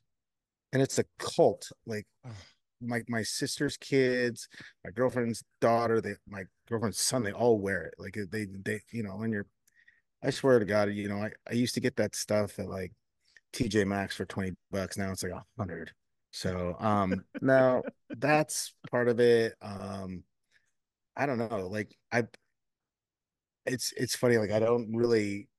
Oh, I know. Like, are you watching you are shows together? I mean, you're doing all that, right? We've done that. You're in for a world of hurt. Yeah. My girlfriend's daughter is 16. You're in for a world of hurt. Ever. Yeah, like in the mornings, like I'll look at her and I'll say, I'll come down because they get up for school, my girlfriend gets up to go to work. I'll sit down there. I'll get up out of solidarity and go down there and have coffee. But I don't first of all, I'm not a morning person. Like I don't mind getting up, but I just want to have coffee. What kind of person are you? Midday, late? What are you? I don't know. I don't, but I'm not excited in the morning. Like I'll get up and I just want to have coffee and watch the news. I don't want to speak. I don't want to talk. I don't want to think. And so but the daughter Macy, she can be a little ornery because she's grouchy. So I'll just say, "Are we in a good mood today?" No, okay. I'll go over here. You can't talk to him. You gotta read the signals. Yeah, my daughter's 14. You gotta read the signals. Absolutely terrified. I've been terrified over her for the last 3 years. Yeah, I'm scared of him. I'm scared of him because you don't know what you say to them that will absolutely flip out. I'll be like, "Hey, Mari, can you just bring your lunchbox down here?" I'm trying to ready. Okay, no problem. They'll rip your face off. Oh yeah. If it comes downstairs, hey, would you mind, maybe wearing a different shirt? Is there any way we can get something a little bit longer that maybe actually gets past the waistline? Is that possible? It's what I want. Can you just leave me alone? They don't find our humor funny either. It's not our world. Yeah, it's just I kind of put my head down and just say, okay, I love you. I'll see you later, and just kind of move on. One of the things I found out about this life is I don't say a lot. I just kind of nod. Yeah. A lot of nodding and agreement, and just don't want to get into an argument with anybody. Yeah, like you pick your comments and your battles very wisely because it can lead to 3 days worth of talking. I don't talk ever. I just don't discuss anything. Okay, so so it's just you've been living out of a suitcase. You got a place here anytime. You want to crash in the basement here after a game, it is yours. You can just I'll give it to you anytime you want. So we're through the off season, spring training. It's opening day. The season is here. Let's get into the team. Let's just go to the off season. Obviously, it's not the off season that fans wanted. When they see this thing develop and what happened and what the rhetoric was coming out of the camp of what they were not going to spend on and all of that. They got a lot of arrows coming their way. Now, I would say that they, for the most part, under the constraints of the financial, blockade put on them, I thought they did a pretty decent job. But it does bring up this question of, it seems to me that there is a disconnect, Ryan, between ownership maybe in the front office. Do you get a sense of that at all? Because you have John Stanton, who comes out, I think, this week on King 5 interview saying, well, I put no kind of restraints on anything. These are the guys that Dipoto and Hollander wanted to get. And it just seems to me like, well, earlier the year in the offseason felt like there was a salary restraint. I know it's a long-winded kind of point here, but what do you think and what do you make of their offseason? Yeah, I saw some of the Stanton stuff, and it's like what he said. I think it's kind of, and people read into it differently, and it was word salad at a lot of times. But to me, it's like he lets them make the baseball decisions. Like he never says, "Oh, well, I think we need a pitcher." He doesn't do any of that. That's where he's at. but he still has it's him and Chris Larson are the overarching determinants of all financial aspects of it, as well as Katie Griggs, the business side president. They set the budget and they tell Jerry, well, you got to work within it. So it's like, yeah, he doesn't tell Jerry what baseball moves to make per se, and what they can do what they want, but they can only do it within the parameters. It's like giving your son, $20 to go to the concession stand at the Mariners game to get whatever you want, which might not get you anything, but like you tell them what you can get, and that's what you can get. You're not choosing. You're not going to say, hey, don't get the cotton candy, even though you'll puke it up. You just say, go get what you want. You got $20. That's all you can spend. That's what Stanton gave to them. So he never told them what to do with the money, but he limited the money. I mean, like, I have, and he has admitted as much. Yeah, well, we had to readjust. He doesn't necessarily admit everything on record, but like they said, we had to readjust our projections based on the root sports thing and some other aspects, and taking on, the production route, the production side of the network. So no, I don't know if there's necessarily a disconnect in the sense that like they don't. I just think that the front office was expecting one thing at the end of the season. The Comcast stuff happened, some of the other stuff happened, and they're like, okay, we don't have this. But it just, I guess I wonder from Dipoto's standpoint and Hollander's standpoint. Again, you're listening to Ryan Divish. He's with me. It's Puck, pucksports.com. If you're watching on pucksports.com, also on YouTube there, Puck Sports, you'll see that Ryan is not in a women's prison. It is actually the YMCA in Tacoma's people. A lot of blue hairs walking behind him. If you're listening on it, you can check out the video later, but trust me, he's doing a hell of a job of piecing this together. He's homeless. He's without a permanent residence here as he's back in Tacoma. You're doing a hell of a job. You got a microphone that looks like an Apple remote. I know. I'm just like, but you have I'm just made a yard time sale right now. Yeah, you made time for me. But I guess I'd wonder. It was a lot of word salad what Stanton said, but I think when he had that one sound bite where he said, "Listen, I don't tell them what to do, and in this season, these are the moves they wanted to make." Talking about Evan White and Robbie Ray, and he said he loved Robbie Ray and all that. To me, and maybe I'm looking at it through different lenses because I want to see it one way and hear it one way. It seemed to me that he was almost shifting some blame to them in a way, into where, hey, if it doesn't work out this year, if it doesn't work out, you don't blame me, don't blame the owners, but blame these guys. Yeah. And I wonder if I'm Dipoto, and I wonder if I'm Hollander, if I hear that stuff, do I get a little nervous at all about this season? And in terms of, if we don't make the playoffs, is something going to happen to us? Well, they aren't under contract. I mean, that's an issue. They don't. So Dipoto and Hollander are not under contract for next season. Well, I don't know Hollanders, but like I'm relatively certain that the contract that Jerry Dipoto signed and Scott Servais signed was a 2-year with an option. Now we haven't got that completely confirmed, but technically they would be in their their final year, and they would move to the option year. So, sidebar for those watching, or excuse me, for those listening, Ryan has moved locations at the YMCA in Tacoma to a wall where he can plug in to get some power, because the power is probably going to run out. All right. So that was just for the listener. So the viewer, you've seen it all, and you're following along with all the adventures. Okay. So Dipoto he's in the final year of his contract. Yeah. I mean, like, what about Scott Servais? So they got the extension after 21, right? Sounds about right.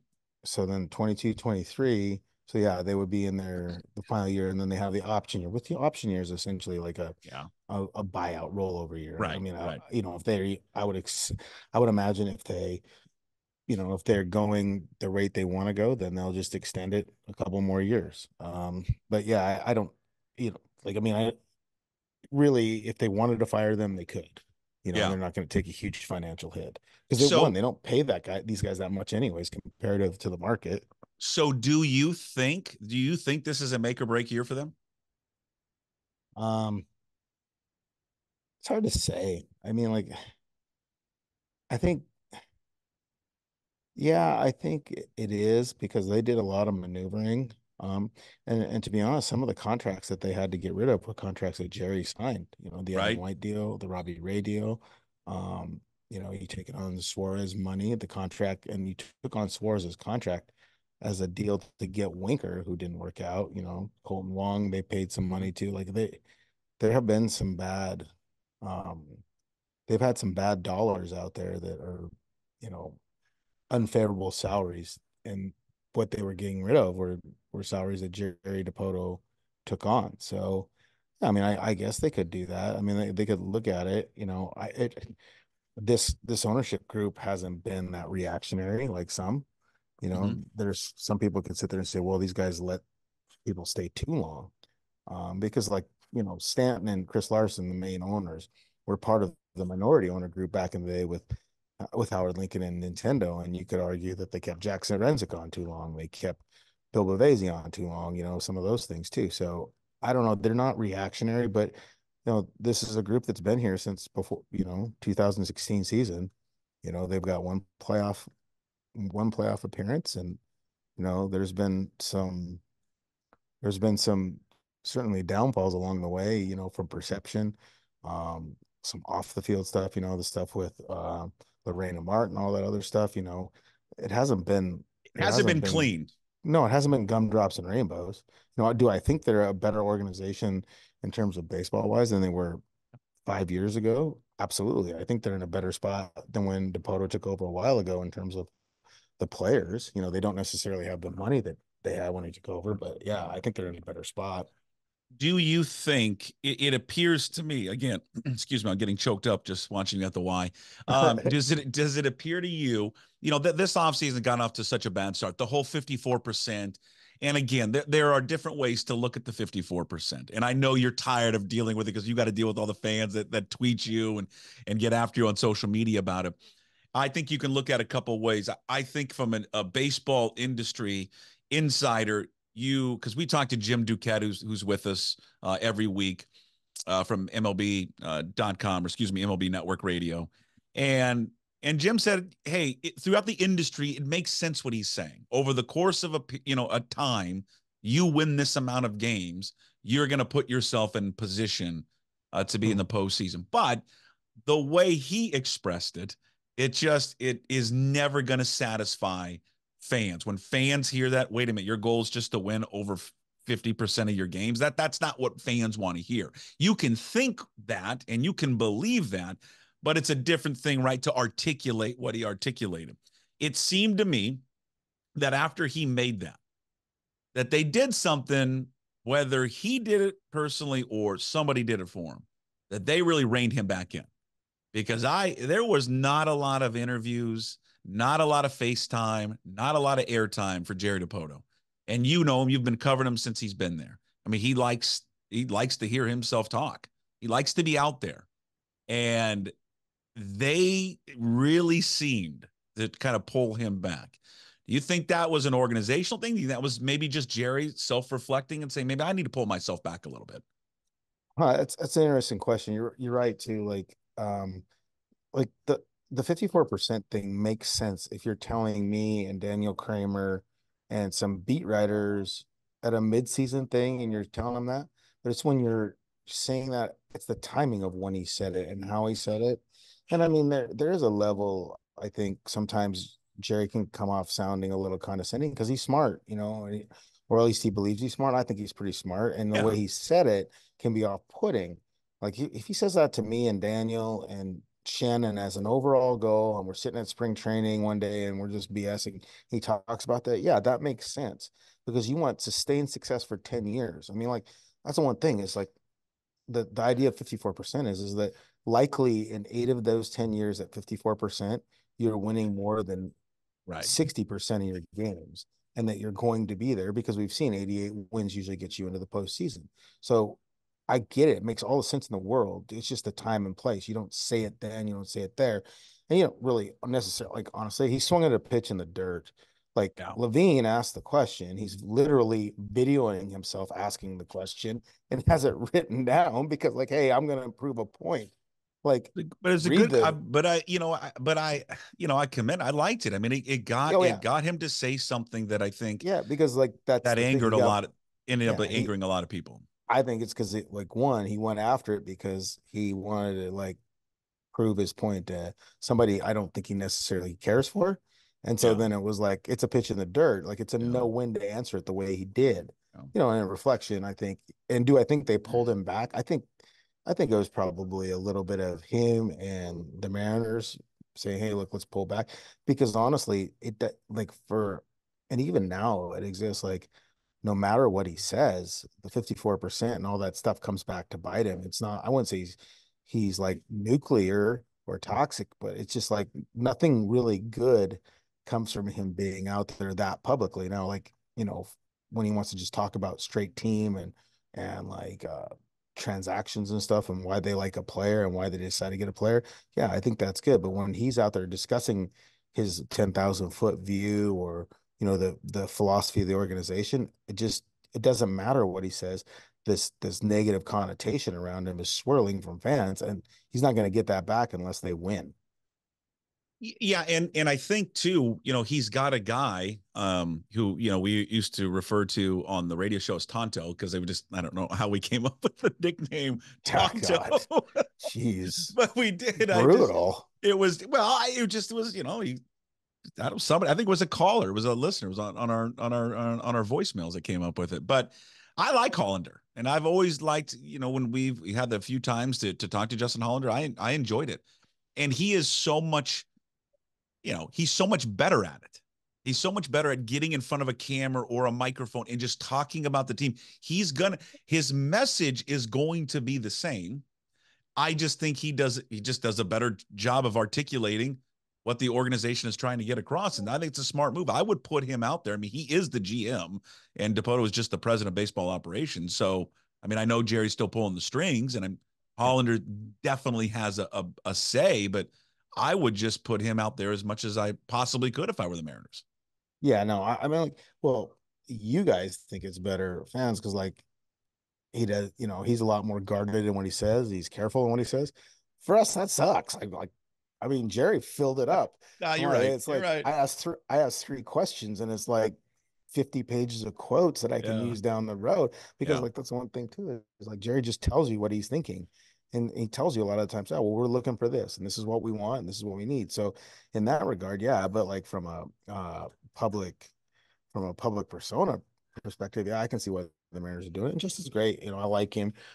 He handles all the contract stuff, and he knows. And like, I think a lot of the work that is done now is done by Justin, and Jerry is more of the big picture and finalizing it. And so, no, I think it's better for him to be out there more.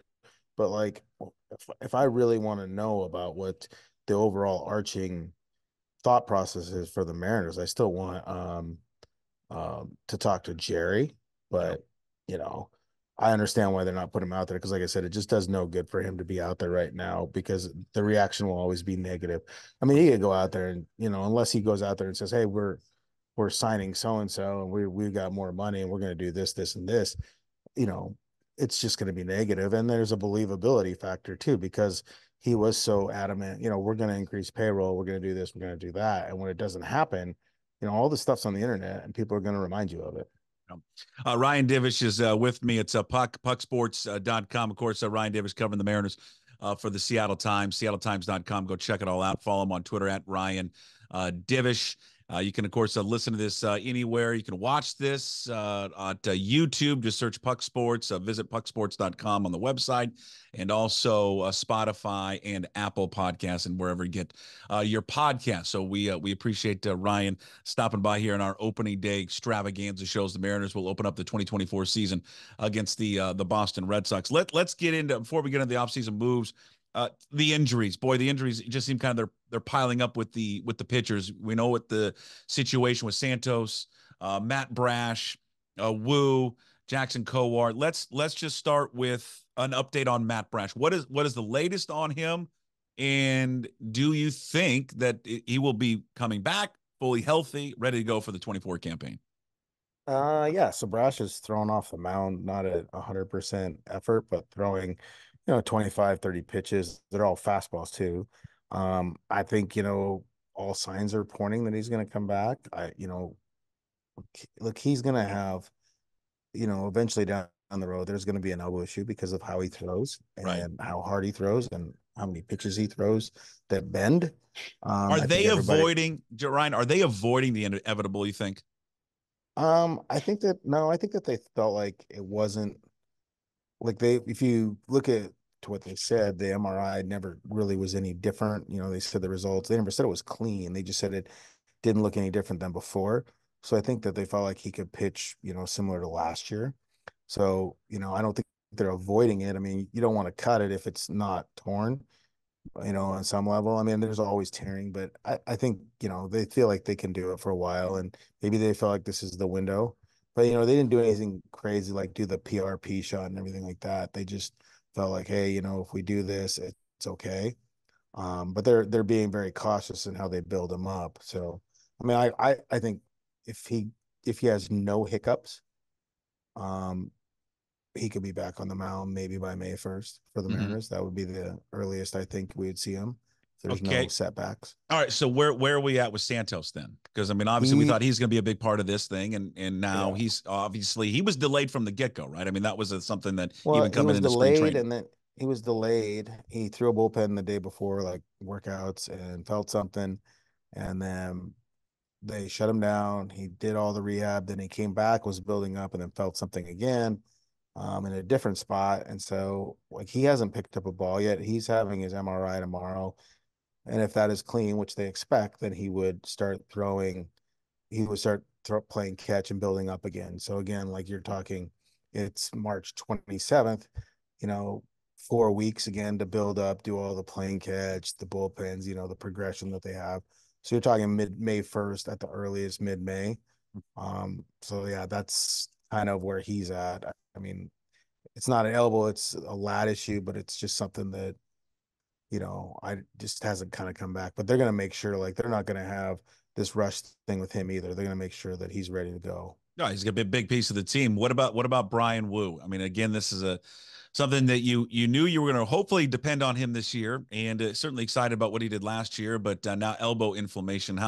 What is kind of the word around the Mariners circles about potentially how long this can keep him out?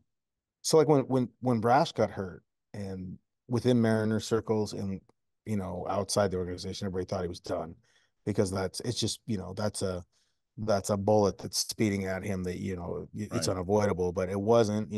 They felt like they got lucky. With Wu, there, if you listen to Hollander talk, he said there was no structural damage. There was the graft from the UCL surgery before was clean. So that's, you want to hear that. They said it's similar to the elbow inflammation he had last year, which I think is just fatigue and usage. I think with Wu too, like he wasn't going to pitch. He wasn't going to make 30 starts.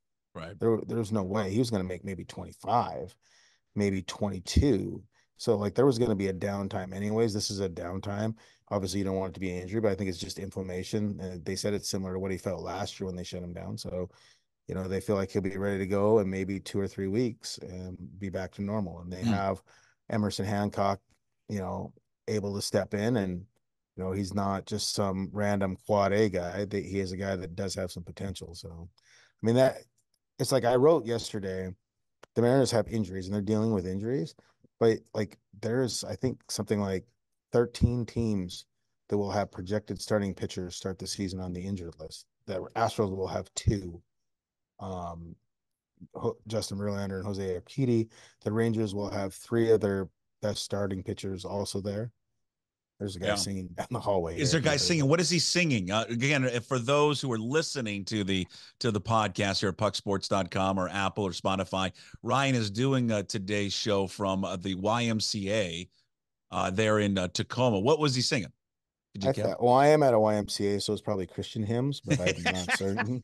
Are you going to get in a run? Are we going to play a little 5-on-5, a little 4-on-4? What do we got? So, a couple of years ago, I stepped on Isaiah Thomas's foot playing a pickup ball. I bet that was good. Shredded, and retore my meniscus for the 4th time, like horizontally. So I'm not supposed to be playing, but I played twice down in Arizona, and good for you.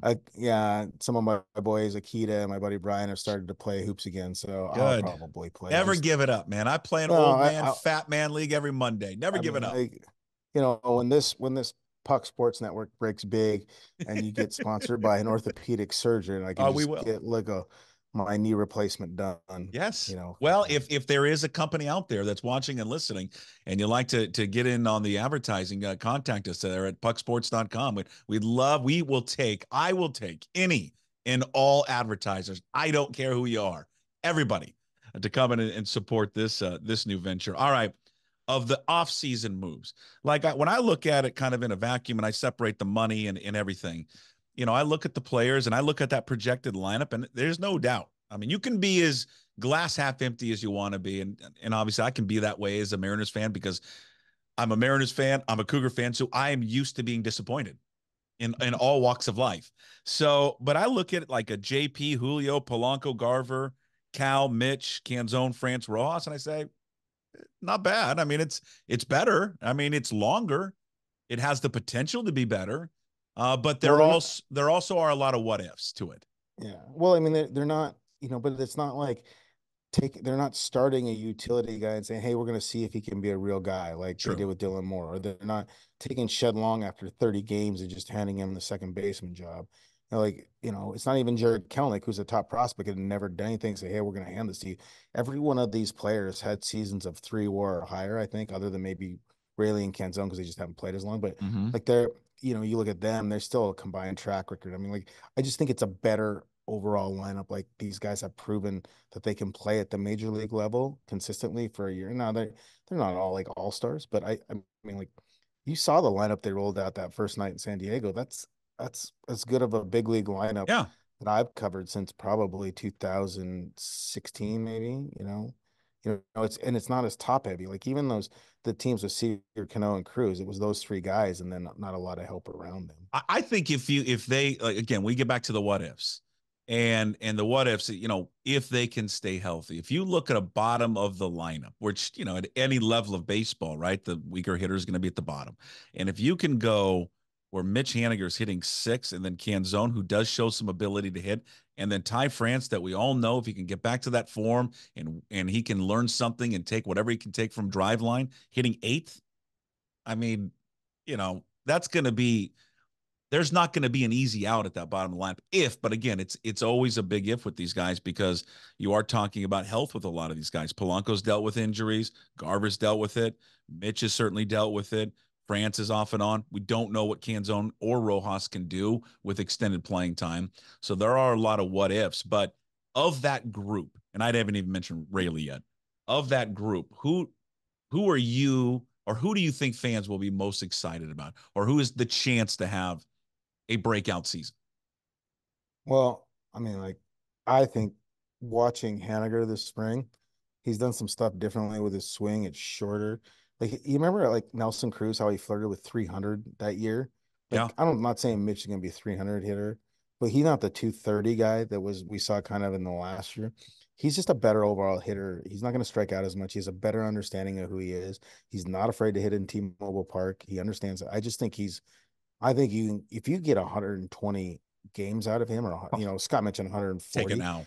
Yeah, but that's the thing. Like, if you go look at the track record or the back of the baseball card, and look at the numbers that Jorge Polanco, Mitch Garver, and Mitch Haniger produced when they had 500 plus plate appearances.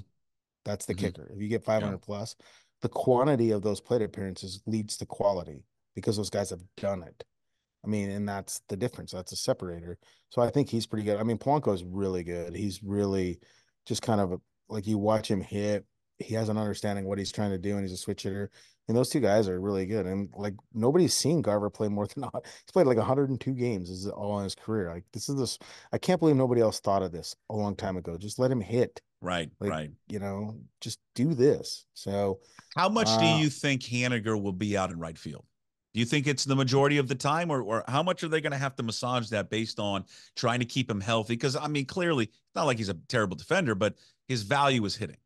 And how much do you juggle that also with juggling the situation there with Garver? Yeah, I think, the days that Haniger sits, you might not play him. You might not play him at all. Like you sit him to get real rest, and then you bring him in for a pinch hit role late or something like that. Like, if they're facing a tough righty that's, just death to righties, then that's the day you put Canzone and Rayleigh out there, and then you can always bring Haniger in. So I think they have better options. It's funny. It's like when you sit a guy and you bring a guy off the bench to play, again, you're not bringing in Tommy LaStella to play or Cooper, whatever that guy's name was. You're bringing in real Cooper Hummel. dudes. Like you're bringing in real dudes. I mean, like I like Cooper Hummel and stuff, but like you're bringing in, like on the days you're giving rest, you're putting Luke Rayleigh and Dominic Canzone. Sure. If you're giving Haniger a day off, they had to play. Like, you remember the one year they had to play Jerry Kelnick against lefties because they were so bad defensively otherwise, and they didn't have anybody else. Like, it's not like it's different now. I've kept you so long. I trust you. When we do this in the future, it's never going to be this long. But it's been years since we've been able to catch up in this type of platform. So I needed to sprinkle in your life. Everyone needs to find out what's going on with you. The pitching staff. Is there a better pitching staff starters in baseball than this group? Or I mean, you might mention one or two, but this is as good as it gets in Major League Baseball. This group. Yeah, I mean, like they're top 4 or 5. I mean, like you can argue the Dodgers when completely healthy, when Walker Buehler gets back, all that, but they're not completely healthy now. Cleveland's got some injuries too. I mean, like their top 3 are as good as it gets. And then their 4th guy, Bryce Miller, I mean, like he seems to really just keep evolving as a pitcher. And then if Woo's your 5th guy, I mean, like that's a pretty good number 5, like think of some of the number 5 stars the Mariners have, like Chris Flexen, some of these other guys, like Brian Woo's a legit guy, so I think it's the top 3. I know it's one of the top 2 in the American League. I can't think of, somebody might argue Cleveland, right now, Houston staff isn't healthy. So you don't have Urquidy and, Verlander. So I have no problem saying that they're top 2 in the American League and top 5 in Major League Baseball. Well, it gets underway opening day on Thursday. They have a 7-game homestand, features both the Red Sox and I think the Guardians. If healthy, if fully healthy, optimistic about this team and what they can do. I mean, obviously we know what the pitching, if they can stay healthy, they're going to be great. Offensively, they did enough. Do you think this will be a team once again that will flirt with the playoffs and have a legitimate shot to get in? Yeah, I mean it's crazy because like when they were dumping salary, and like I love Suarez, he's such a good dude to be around, and like I always kind of cheer for Jared because I was just like him. I was a helmet breaker, broke my hand punching a dugout wall. I mean, like that surprises me with you. I don't see that level of anger. Yeah, so I thought they were going to be terrible, and then I really thought they would have to trade some of the pitching, so they kept the pitching. And there's all the moves they made were smart, there's injury risk, but there's injury risk with everybody. Right. So it's like, I like the team. I like what I saw this spring in terms of like guys being better with 2 strikes and not going to strike out as much. Your old co-host hated that. I mean, they're a lot more competitive with 2 strikes. And like I wrote about this today. You need to emphasize old when you talk about Jim. Oh, I know. Just really, really decrepit. Emphasize how old, decrepit, and just curmudgeon like. All right. Well, I don't know. I mean, maybe like I just don't like sarcasm. I don't know. I could be wrong, but I mean, like maybe I am wrong. I'm probably wrong, but I just hate watching that. That's you did a pretty good impression of Jim right there. You pretty much nailed it. I'm stupid. I'm just doing this for the money. I mean, like, I'm trying Aren't we all doing this for the money? I'm actually not doing it for the money right now, but no. Aren't we all? I think it's gonna be a fun season. I think that's the thing with baseball, right? In probably any sport, but maybe because the nature of this one, I'm optimistic every year. I know some people are going to listen to that and go, no, you're not. I am. Deep down, I'm always optimistic, and then they usually crush my soul.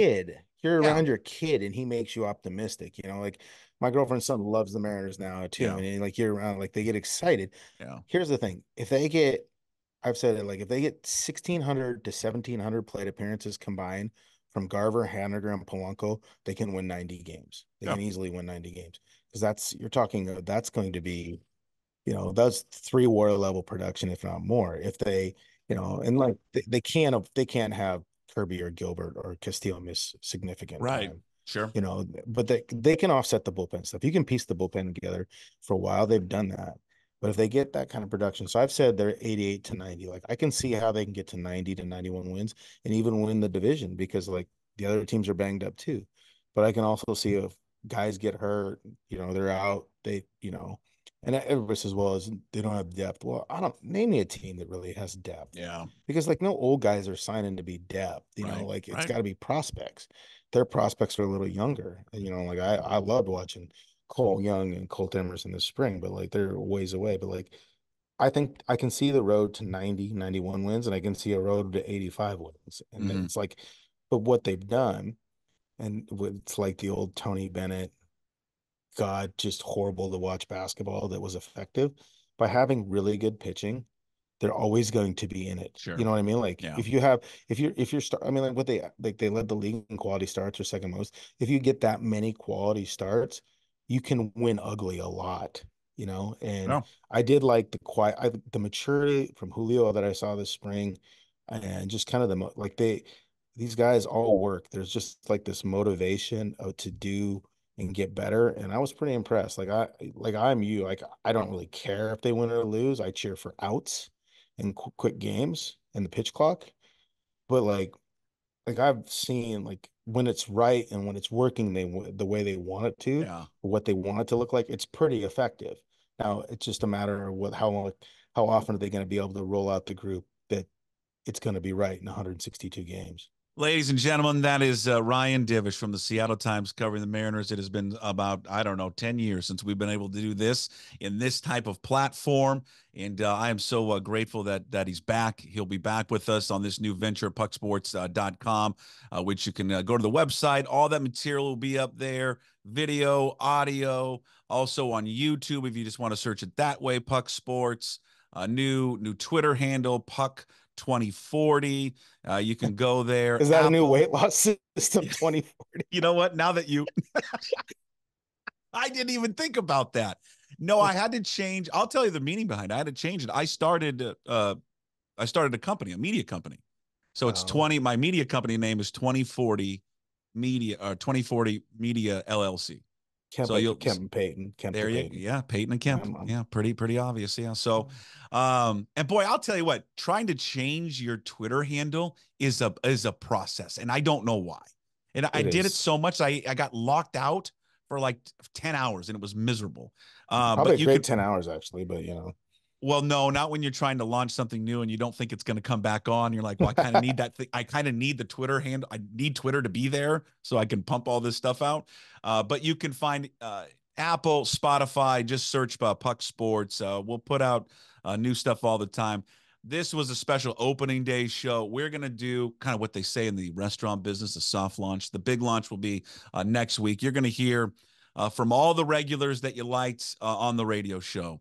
Jim Duquette, MLB Network Radio. John Canzano, johncanzano.com. He's coming over. Mike Garafolo, NFL Network. He's coming over. Rob Staten from Seahawks Draft Blog, who I love Rob to death, covering the Seahawks. He's coming over as well. Brad Adam from Root Sports. Bill Kruger from Root Sports. And then as we did on the radio show, finishing every week with Mr. Sunshine, Chris Egan from King 5 News will be coming over as well. And I'm pretty sure the old man will be riding along pretty soon here. Oh, yeah. When we can finish some details. What else does he have to do? I think there's some. I think there's at a golf course. I think there's got to be some issues we got to figure out, but I think he will be along for the ride. Ryan, appreciate the time. We will talk next week. Thank you, sir. All right. Sounds good, man. There is Ryan Divish. And again, follow all of the content, pucksports.com, YouTube, Puck Sports, Apple, and Spotify. Thank you so much for everybody for tuning in. Like, subscribe, all of it. All right. And money, send money. Okay. Advertisers. I'll pitch anything for you, but please visit pucksports.com. No shirt, no shoes, no ties. Would anybody like to smoke some pot? Yeah. I was born to love you. I was born to lick your face. I was born to rub you. But you were born to rub me first. What do you need my address for? We'd like to send out a mailer. Mother of mercy, I don't speak Japanese!